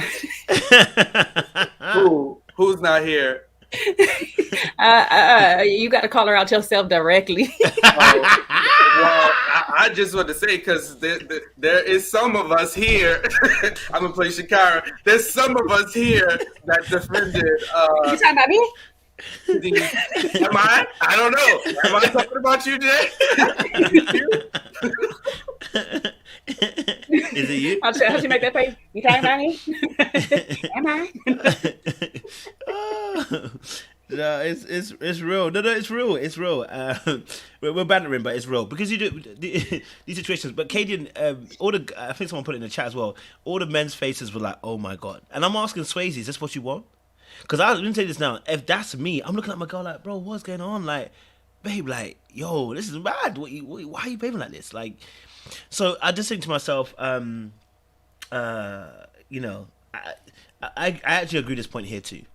I do. I know it sounds. Maybe it's just me. Maybe it's because I'm an older brother, and my angle of when people start crying, I don't buy into the crying. You know what I mean? Like but it's like, sis, like, you put it out there. I need you to deal with it. You put it out there. You know what I mean? And then if you're not gonna be strong enough to say what it actually is, I'm like, why?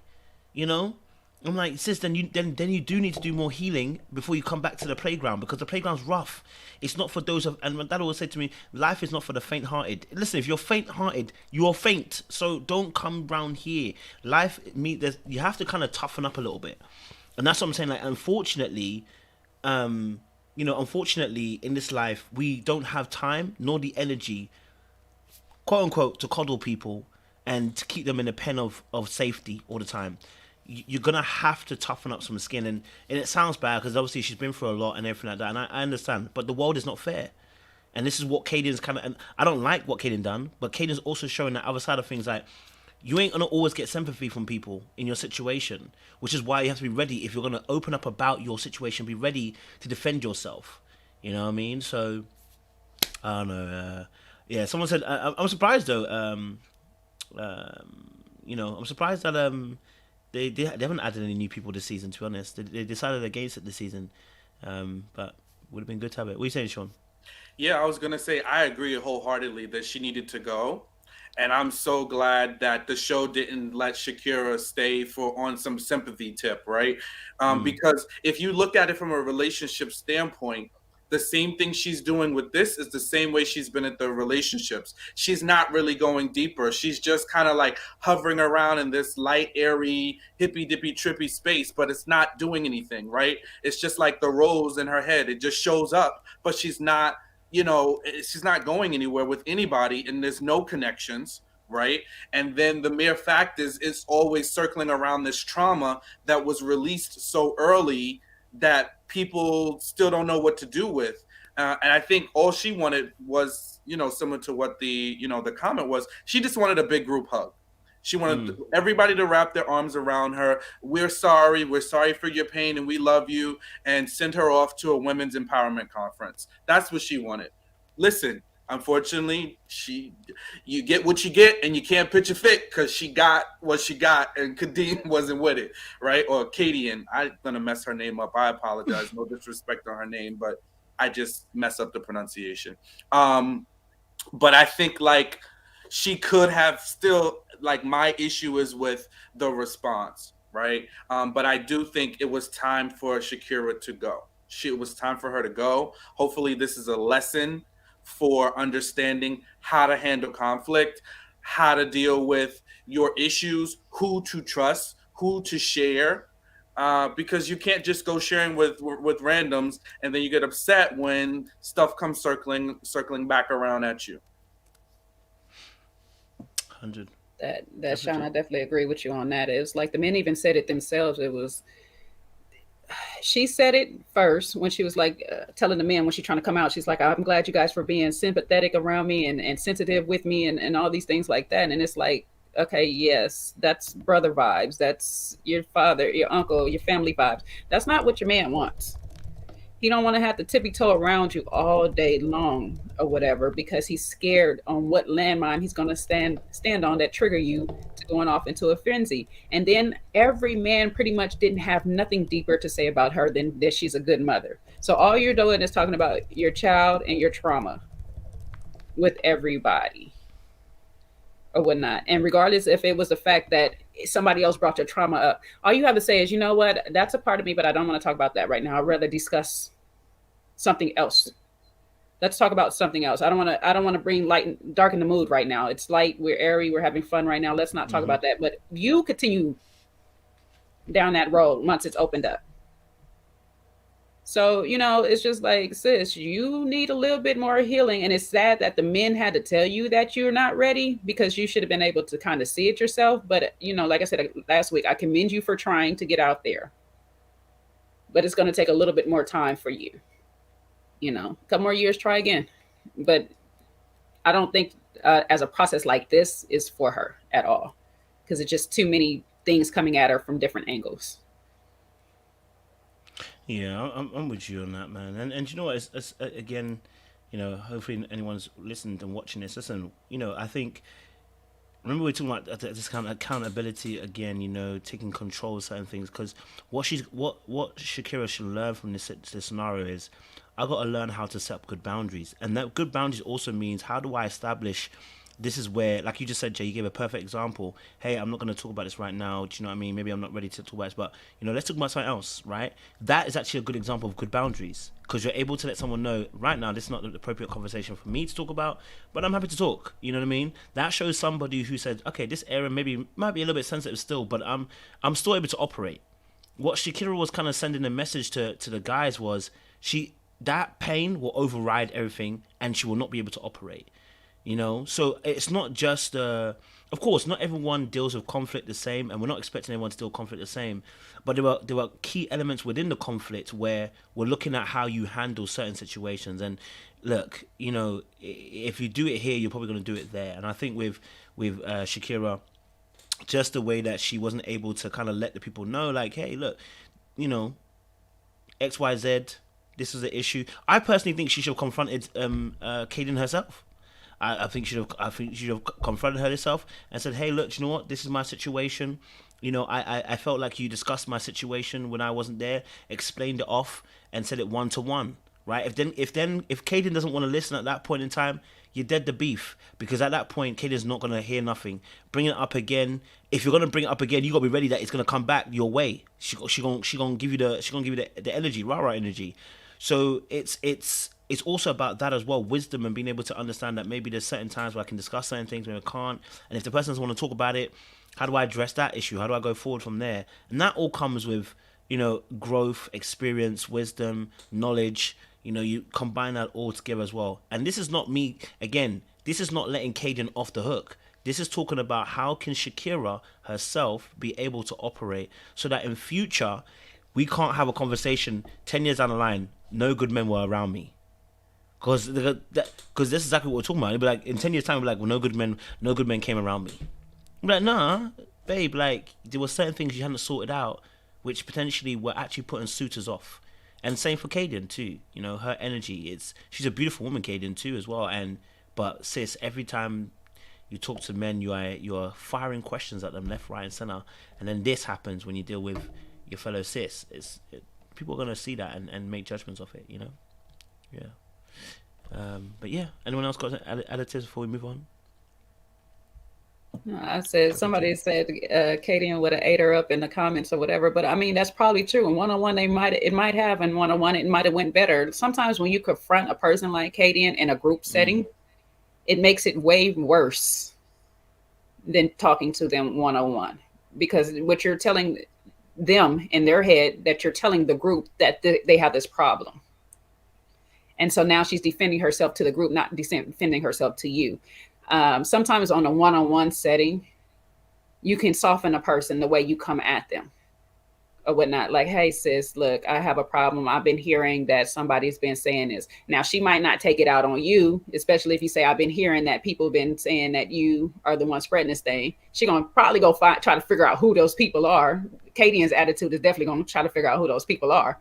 But that at least lessens the tension between you two. Y'all will have some type of resolve if that person's going to listen. If they don't listen, then you know where you stand with that person. If they're not going to give you that time of day and that respect to just hear you out and say, hey, listen, this is the problem that I have with you, then you'll be like, okay, you know what? I said what I had to say.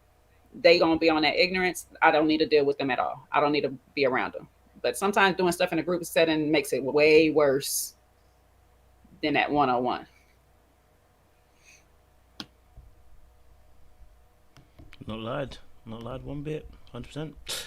All right, let's shift a little bit later down the line. The addressal of Mike and Kayla. Yeah, this was interesting. That's what I can say. This was interesting. Hold on, Tommy. Can I stand up with her? Sure, go ahead. I'd like to see this. What are you doing? I ain't doing nothing. Why are we doing all of this? Tell me what you got to say. There are feels. You can look at me when you talk. There's complexity. Yeah. It gets worse every time you watch it, you know. You can look at me when you talk. What? Anyway, listen, what you guys think? It just gets worse. Michael's What do you getting guys think? Scorpio vibes, that little sneaky Scorpio vibes, you know?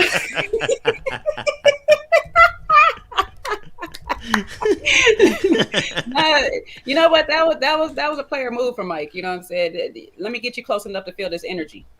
Let me make a statement in front of the room or whatever and stuff. That was player. That's player energy. Now, I'm not saying that he ain't on some dark arts, he ain't on some BS or whatever and stuff like that, but it's definitely enough to sit there and set a tone which you soften you up from yelling across the room and saying what you got to say in front of all these people, especially for the fact that I don't want everybody to know that I done turned you down on this kiss.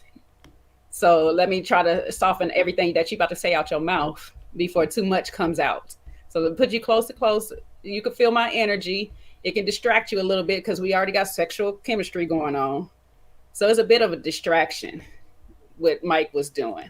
So she can't really get all her full thoughts out because now the sexual chemistry is in between and you back to lusting on me again.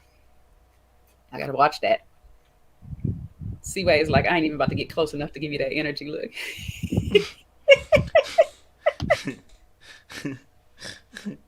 What are you saying, Seaway? You with it? I mean, this is all part of this ghetto town hall. I just this was Tommy's foolishness at its finest. Like, it was weird. Mike is weird. You know, I don't even know why he had the space to even make her get up like that. I don't know why she got up to talk to that man. It was awkward. It was weird. I wanted to climb under the table and I was at my own house. Like, wow. That's all I got. I appreciate it. Sean, what's your thoughts? Yeah, I just think like he was definitely trying to bring down the strength in the room.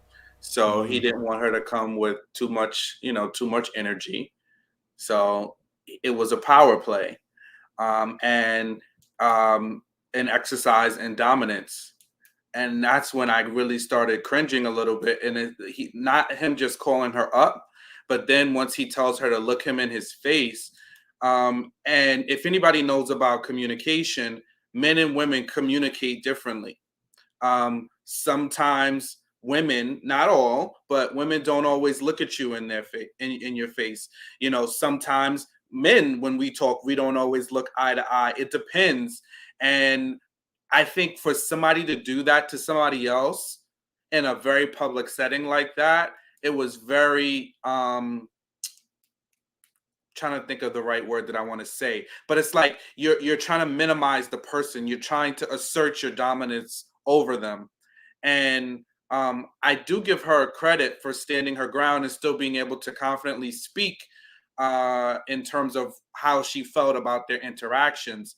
But I mean, I guess he got the right one, because I couldn't imagine telling Jay or Seaway, if we're having a debate or anything, stand up and look me in my face.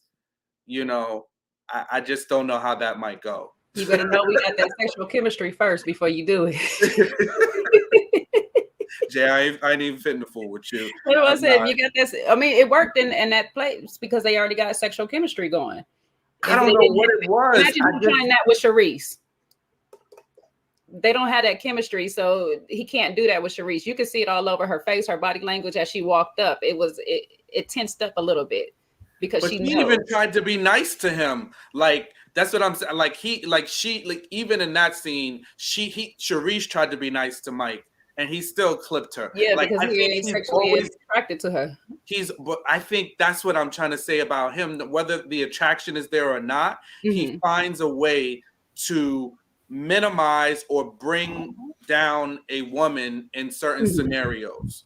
And I think this was just another example of that. And it was like, kind of like, even just as a man watching it happen, I'm like, bro, why would you do that? Why are you doing that? Like, what's your point? But it's to show things, not just with her, with Randall, with Brandy, with like everybody else up in there. That's to make a statement for everybody at that moment. I'm still open to this process. To her, Brandy, you better understand I'm still open in this process. And Randall, look out. That's a passive aggressive move. Yeah, it was weird. And Kayla got up because she already talking about she believe in making men's plates. So she been said that she was gonna be fit, feminine, submissive. So ain't nothing wrong with a good plate maker now. Come on. Absolutely. Go make them plates. The plate makers out there. Well, the plate you can look at me in my face when you say that. Please. Yeah, dang it, see where you don't cook and you don't make plates. Jesus. You better give me some eye contact when you make that plate. She's trying to make people plates on day. She's trying to make plates on day one. She's making modern women. You modern women, damn it. Seaway's like, I'm hungry. You figure out what you want. You know you got a peanut allergy anyway. I can't mess with you. Fix that allergy. She's making plates on day one, so I'm not surprised that she got up for Mike's shenanigans. That's all I'm saying. I think she got up because she doesn't mind warfare. It's not because I don't think it's because of the plate. She does not mind the war. So she was like confused as to why, but she's like, all right, I'm gonna do it because she's and that's the reason why Mike doesn't like her, because she's also willing to go toe to toe with him. That's the very thing that he doesn't like about her too at the same time. But he definitely was trying to assert some dominance. Because if me and Sean come and we say, okay, meet me in the middle, bro, and then I'm talking to Sean, I say, bro, you can look at me in the face, you know. Like, what I'm actually really saying is that you're actually scared. So what I'm saying to you is, I'm calling you out passively by saying, oh, you're actually scared to look at me in the eye, but you can look at me in the eye. You know, you can look at me in the eye, bro. That would actually cause a beef between two men. It would actually be an issue between two men. That would immediately be probably someone's going to throw some fisticuffs at this point, because you're trying to punk man by saying that. Do you know what I mean? So for me to say that to a woman, get her up, and then say that to a woman, I'm like, bro, there'd have been a way to kind of say this. You know what I mean? You know, there'd have been a way to soften it so that when you do say this kind of this particular line, it doesn't come off as being like you're trying to almost, like I said, assert yourself in this place. But definitely I was confused as to why she had to stand up. I wasn't confused, but I'm saying obviously other people would have been confused on why you got to stand up and say this, like, you know what I mean? Like, he picked the right one. But y'all, Kojo don't want y'all making his play. He wants y'all to get these tickets for this tour. So everybody's that too. That's whilst you grab the tickets, grab and make a plate. It's not the or, it's the and. It's and. Look, well, make him that plate on the tour. Go fix him some refreshments on the Whilst tour. you there on the plate, you grab your phone and you're doing this at the same time. You know what I'm saying? any plate You hand the you plate can. over and then you Yeah. press the send. Okay, that's what I want you to do. Lord. Okay? That's how you show love. Remember, women can multitask, men cannot. So whilst I'm expecting you to make the plate, I'm also making. We can't. Apparently, we can't multitask. So I'm just saying I'm just saying. Y'all better learn. Apparently, we can't multitask. So ladies, whilst you're making the plate, you can also send the ticket as well. You know what I mean? I'm just appreciating the fact that you guys are multifaceted in the work skills area. You know. He's still single. We're still trying to find him an American gal. So you shoot your shot. While you're at it. American girl. He's gonna be singing that. Who sings that song? Estelle, right? With Kanye. Oh, American Boy. Yeah. You You gotta get him over here before Putin shut down the electricity and we can't see him. John's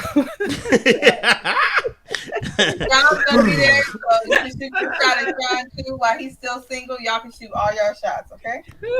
Someone said that Sean gonna be Here there. you go. See, wait, pimping y'all out again.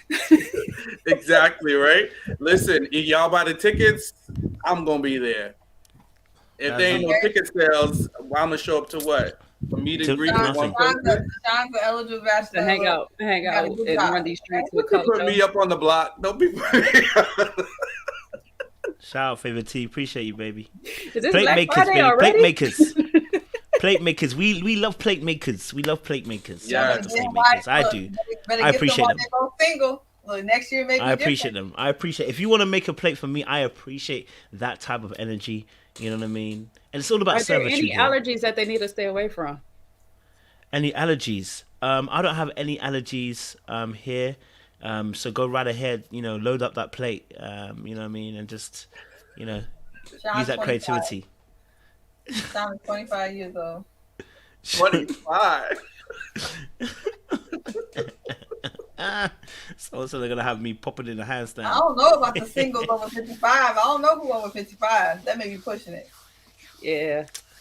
That may be pushing it. But maybe, you never know. It might be somebody like we don't know. Maybe. Can we get a range? Can we get a range? Right, maybe 45 to 55. We can do that. Yeah. They really want to know, Sean, are you going to be at all locations? Sean, you're a really hot property on this thing, bro. It's that masculine energy you're carrying. You know what I mean? Make sure you wear some masculine perfume while you're there as well, cuz. All right? They want to feel that masculinity. They want to make sure they can shoot their shots more than one time. Exactly. If I miss you once, I'm going to get you twice. Yeah. I'm going to get you eventually. You're going to remember me. Y'all have to find me. Y'all got to find me. Kay said, I don't be at me. This is a single Mr. panel. Listen, ladies, bring a man. Listen, if you got a friend, bring a man. You may be helping somebody. If you got a friend, bring them. Right. That could be somebody's husband you're bringing through, It may not be for you, but it could be someone else's husband you're bringing through. So listen, bring a man, bring a friend. Do you know what I'm saying? More men are welcome. Y'all bring a man in Atlanta, though. Please make sure he likes women. Do not set yourself. Please. Anyway, I'm just saying, in Atlanta, don't be bringing anybody. And make sure he's not married. That too. Don't be setting y'all fellow women up. Please do not. Oh man, someone said. Okay, ladies, bring your straight male friends. Okay, bring your straight male friends. There's gonna be ladies there, so bring your straight male friends. You know what I'm saying? So they can find somebody as well. You never know. Or disclose, whichever. Whatever you gotta do. Listen. Please don't. You might not want to mention who your friend is if he trash, he a dog, he a low key. That's true. So y'all might just want to bring him and tell him meet you there. That's how you just bet him yourself. Because we don't want nobody getting blamed for their friends. Make sure they ain't trash. Yes, D-Way is married, K-Money. Yeah, can't pimp me out, unfortunately. Not the unfortunately. I'm protective of my sis. Only one that can pimp her out is her husband at this time. That's it. Mark him up. Making an indecent proposal and see if he go for it. Nah, man. Let me see if we get started in the black version. That's crazy. All right, last scene. I think it's just them person who got voted off. So we did the last one and last scene of this again. Shakira has to go home. It was time for her to leave the show. So let's have a look at that. I've been told that I'm a good mother so much that I can say it to myself now and I believe it. And I'm so grateful. I really do love that for her. She's on the wrong show though. Okay, yeah, she's on the wrong show. You don't come to Ready to Love for that. This whole look Go would for it, have Jay. really been great without that daggone flower. That flower just messed up that whole look just now. Like,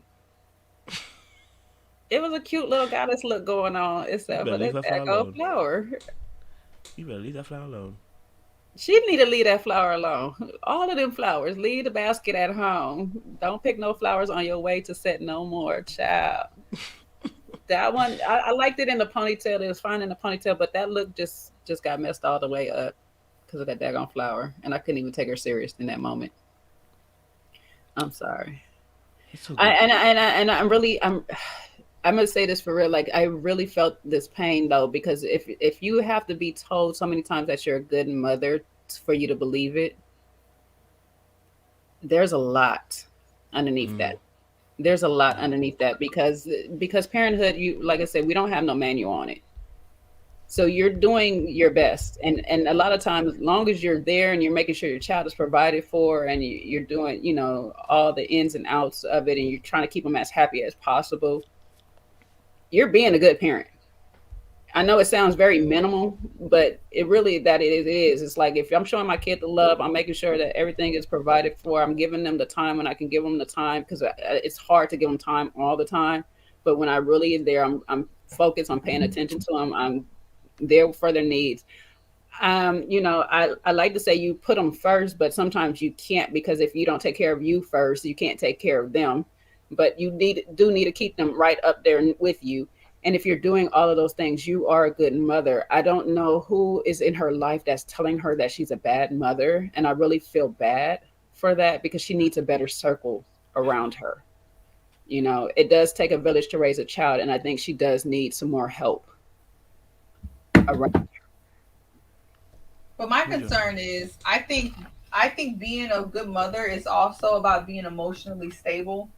And my concern for this child is, I don't know her child, I don't know her parenting, but from the emotional instability that I have seen, and for her looking for validation for strangers on her motherhood, she's either extremely guilty about something that happened, which we don't know what happened, what the child seen, or there's some like red flags there, because her emotional instability to me cannot be good for a child. I'm not saying she's an intentional bad mother, but to me it goes beyond dating. She's crying every few seconds. She's triggered by strangers. And I just feel like, you know, a lot of kids have to grow up in that, and it's really unfortunate for them, because I think she really needs to get some therapy, not just for her to date, but for her to be a bit more stable. But I do believe her heart is in the right. Her heart is in the place to be a good mother. But the emotional instability is worrisome for me, because I don't know how she's dealing with her child. But that's all I'll say about that. I wish her the best again. Mm-hmm. Sean, what's your thoughts? Yeah, I think it was the best send off for her. I don't understand. Maybe we missed the full context of that comment about she's never been told how much she's a good mother. To me, that's like people don't know what else to say about you, or because that's all you talk about is my kid and I want to protect my kid and da. So they're just telling you that to just kind of like, you know, pat you on the head and for you to be quiet. I don't think they know you well enough to really attest for the kind of mom that you are. I'm not making assumptions on her motherhood at all, but ultimately, you know, they don't know you well enough to know how you mother, right? To even for you to take on that kind of information. And then again, it just shows me a little bit more about her discernment in, you know, how she takes on and receives people. So I'm glad she's doing work. I hope she continues to do the work. She seems like a sweet young lady, but I definitely don't think she's anywhere near ready to be in a love relationship. Yeah, I definitely. I think she mentioned. I think she mentioned earlier on in the season that she felt some guilt about what her child had seen. So I think that was obviously playing on her mind. So, I think that was obviously hearing her people saying, "Oh, she's a good mother." Obviously, was a reinforcement that she kind of needed. But I think, like you said, Jay, it just kind of means that there's a lot underneath that. There's a lot that's going into that, and again, what the show has done for her will be hopefully for her to sort of just introspectively look within and be like, actually, do you know what? I need to take a bit more time out, sit on the bench, heal, and just speak to the parts of me that need to just be spoken to, and once that healing's taking place, I can start to move out again and maybe look for a relationship, because otherwise you're asking a man to really take handling care, and he probably end up being a counselor rather than actually being a partner. You don't want that to be the case. So we just want her to be able to just get right, and in a sense of just taking that healing journey. I'm sure she really is already on it. It's not an indictment against her. It's more of a case of, it's more of a case of the fact that this is what's been highlighted on the show. So yeah, she just needs to just take a bit of time, sit on the bench, heal, and let relationships go for now, and just kind of focus on herself. So she can be at her best possible place. Because the fact that they highlighted that comment, I think is quite important to kind of say that this is what she received from the experience, rather than relationship stuff. Sometimes being as a mom, I know a lot of people will probably argue, you don't want to put your kid first, but sometimes when you're been through so many bad relationships, and especially if you expose your kid to something, you want to take that time for yourself and your child, just to get that love between you two back and established strong, and let your child know that you're just not going to keep putting them in situations after situations. That's the worst thing you can do for the child in that moment, is just keep putting them letting them watch you go through toxic relationships one after another. Because one, you're teaching that child that either this is the way love is, or to tolerate the BS and things like this. And then they don't learn how to love themselves properly. And you start to neglect them, and they start to feel like you're choosing relationships over them. So sometimes it's wise to just take them years out and just focus on the family that you got right there. And then once you get yourself established and in a place, that love that you want and you're looking for will find you. Sometimes you just got to grow yourself to that place that you need to be able to see that love in front of you. Because right now, when you have these things on, that is all these baggage that you're weighing from this relationship that you're carrying around, it's hard to see when God is putting a person in your life to really be there properly, because all you see is that past baggage, and you keep weighing that on them. You keep trying to put that off on them. You got to clear all of that out. Love is a trip, so you don't want to keep going to each trip with baggage from the last one.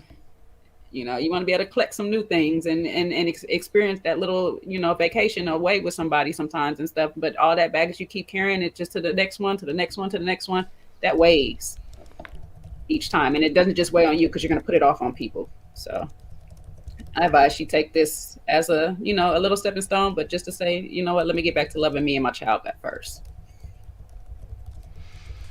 Yeah, I'm hearing you guys 100%. And hopefully, again, it's taken in the right way. Like, if Shakira watches this, it's not a indictment on you. It's not to bash you down or anything. We're just watching the show and just kind of just giving our kind of a viewpoint in terms of what we see and what we've experienced in terms of Shakira on the show. And I think what you've stated there, Jay, has been really powerful, and Sean and Siwa as well. It's just we just want to just concentrate on ourselves from what we've seen on the show.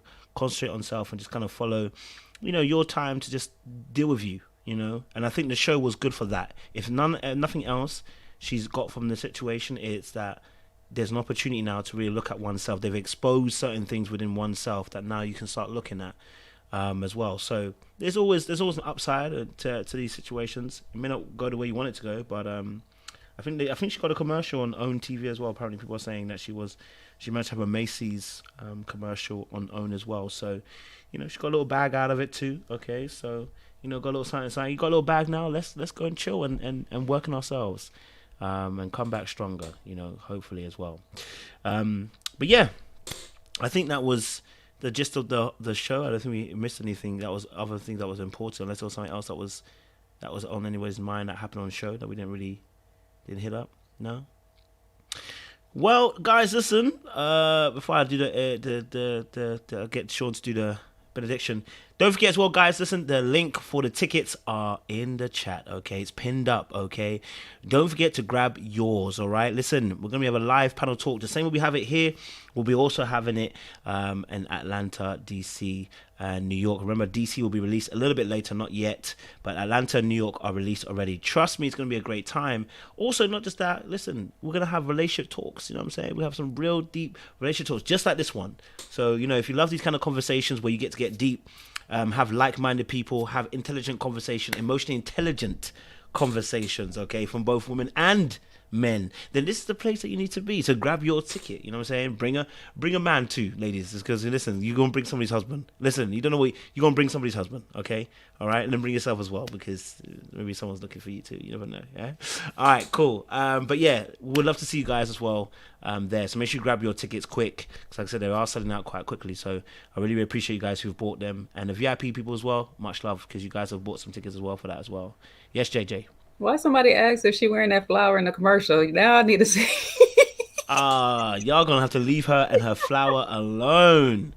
Y'all gonna have to leave her and the flower alone. Let her lie. Okay, let her lie. Sean, give us the benediction, man. Yes. So, couple of big takeaways from this episode. One, it's we just finished talking about our good friend Shakira. We love you. We're sending you the virtual hug across the YouTube waves. But our feedback for you is, don't share what you're not ready to be shared, right? Especially, with folks that you don't know very well, right? And if you're looking to hold someone accountable, or if someone slighted you, find the best way, the best approach to deal with it, and handle it directly, okay? But we wish you the best. We're sending all the positive vibes your way. For our good friend, Katie, and listen, defenses are only good in the military and war and in sports. In life and love, bring down your defenses, okay? Be open to feedback.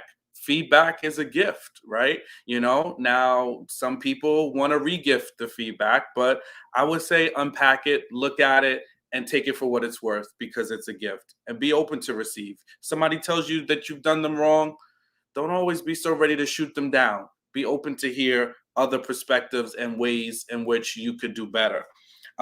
When it comes to our good boy, Mike, please, Mike, don't be cruel. That's a song out there. Don't be cruel, because you don't want nobody to be that cruel to you, bro. So listen, treat the ladies nice. The ladies are lovely. The ladies in Miami, we got a lot of options there. So be nice to the ladies. Talk to them nice. You don't got to like everything. You don't got to like everything they say. You don't have to disagree with everything they say, but talk to the ladies nice. The ladies deserve respect, Mike. Please respect the ladies. So also, when it comes to lastly, ladies in a relationship, if you have to pull from a man what they think you are, stop pulling. If you got to fish to find a compliment, go cast your rod someplace else. We typically are going to let you know, either directly or indirectly, how much we're interested in you and how much we like you. And if we're not doing it, chances are it means that we're casting our rod someplace else too. Back to you, Coach. As always, a great benediction there from Deacon Sean. Listen, audience members, it's been amazing. It's been great. They're having a blast in the chat. They're really coming at Sakura. Y'all need to behave yourselves. But honestly, it's been an absolute pleasure. Like I said, make sure you guys grab your tickets. I'll keep on reminding you guys throughout the course of this for the next few weeks. But listen, it's been great to chop it up with you guys on Labor Day on Ready to Love. We'll be back to our normal scheduled date on Saturdays now. Now everything's out of the way, so we're back to our Saturdays that we'll be doing our lives. Also as well, I know we're starting to do like 90 Day Fiance. I know some of you guys are really passionate about that. I may start opening up the panel so you guys can come and have your says on that as well. But yeah, listen, it's been great. It's been amazing. It's been powerful. It's been great. We've enjoyed, so go enjoy the rest of the day. Have fun. Don't do anything I wouldn't do. I can't tell you what I do and don't do because that would definitely air me out. But listen, we're going to see you again soon. We'll see you Saturday again for the next installment of Ready to Love as well. Oh, sorry, Thursday actually for Mad at First Sight, and Saturday for Ready to Love. So again, we'll see you very, very soon. Much love and appreciation, guys. Someone said Sean's on point. Sean, they're really after you, boy. You better wear the Who's Your Daddy shorts on these live panels, and you need to sit with legs spread, okay? You need to see some hair on your legs, okay? All right? That's for the VIP after live, preview. Can't just be giving my goodies out like that, I got 2 pimps. Select few. You got the VIP Hoochie Daddy sort of special. I got you, man. You know what I mean? So listen, guys, again, much love. Yeah, what would change? Much love, guys. Appreciate you, and we will see you again very, very soon. And again, happy Labor Day. But don't forget, I gotta leave you with something. I can't just leave you the way I left you. I can't just leave you like that. I gotta give you something, right? I gotta give you something before we go. So I'm gonna leave you with that special something. Okay? And baby girl, I hope you got the feeling. Vision's blurred, but all I see is you. And as I'm looking at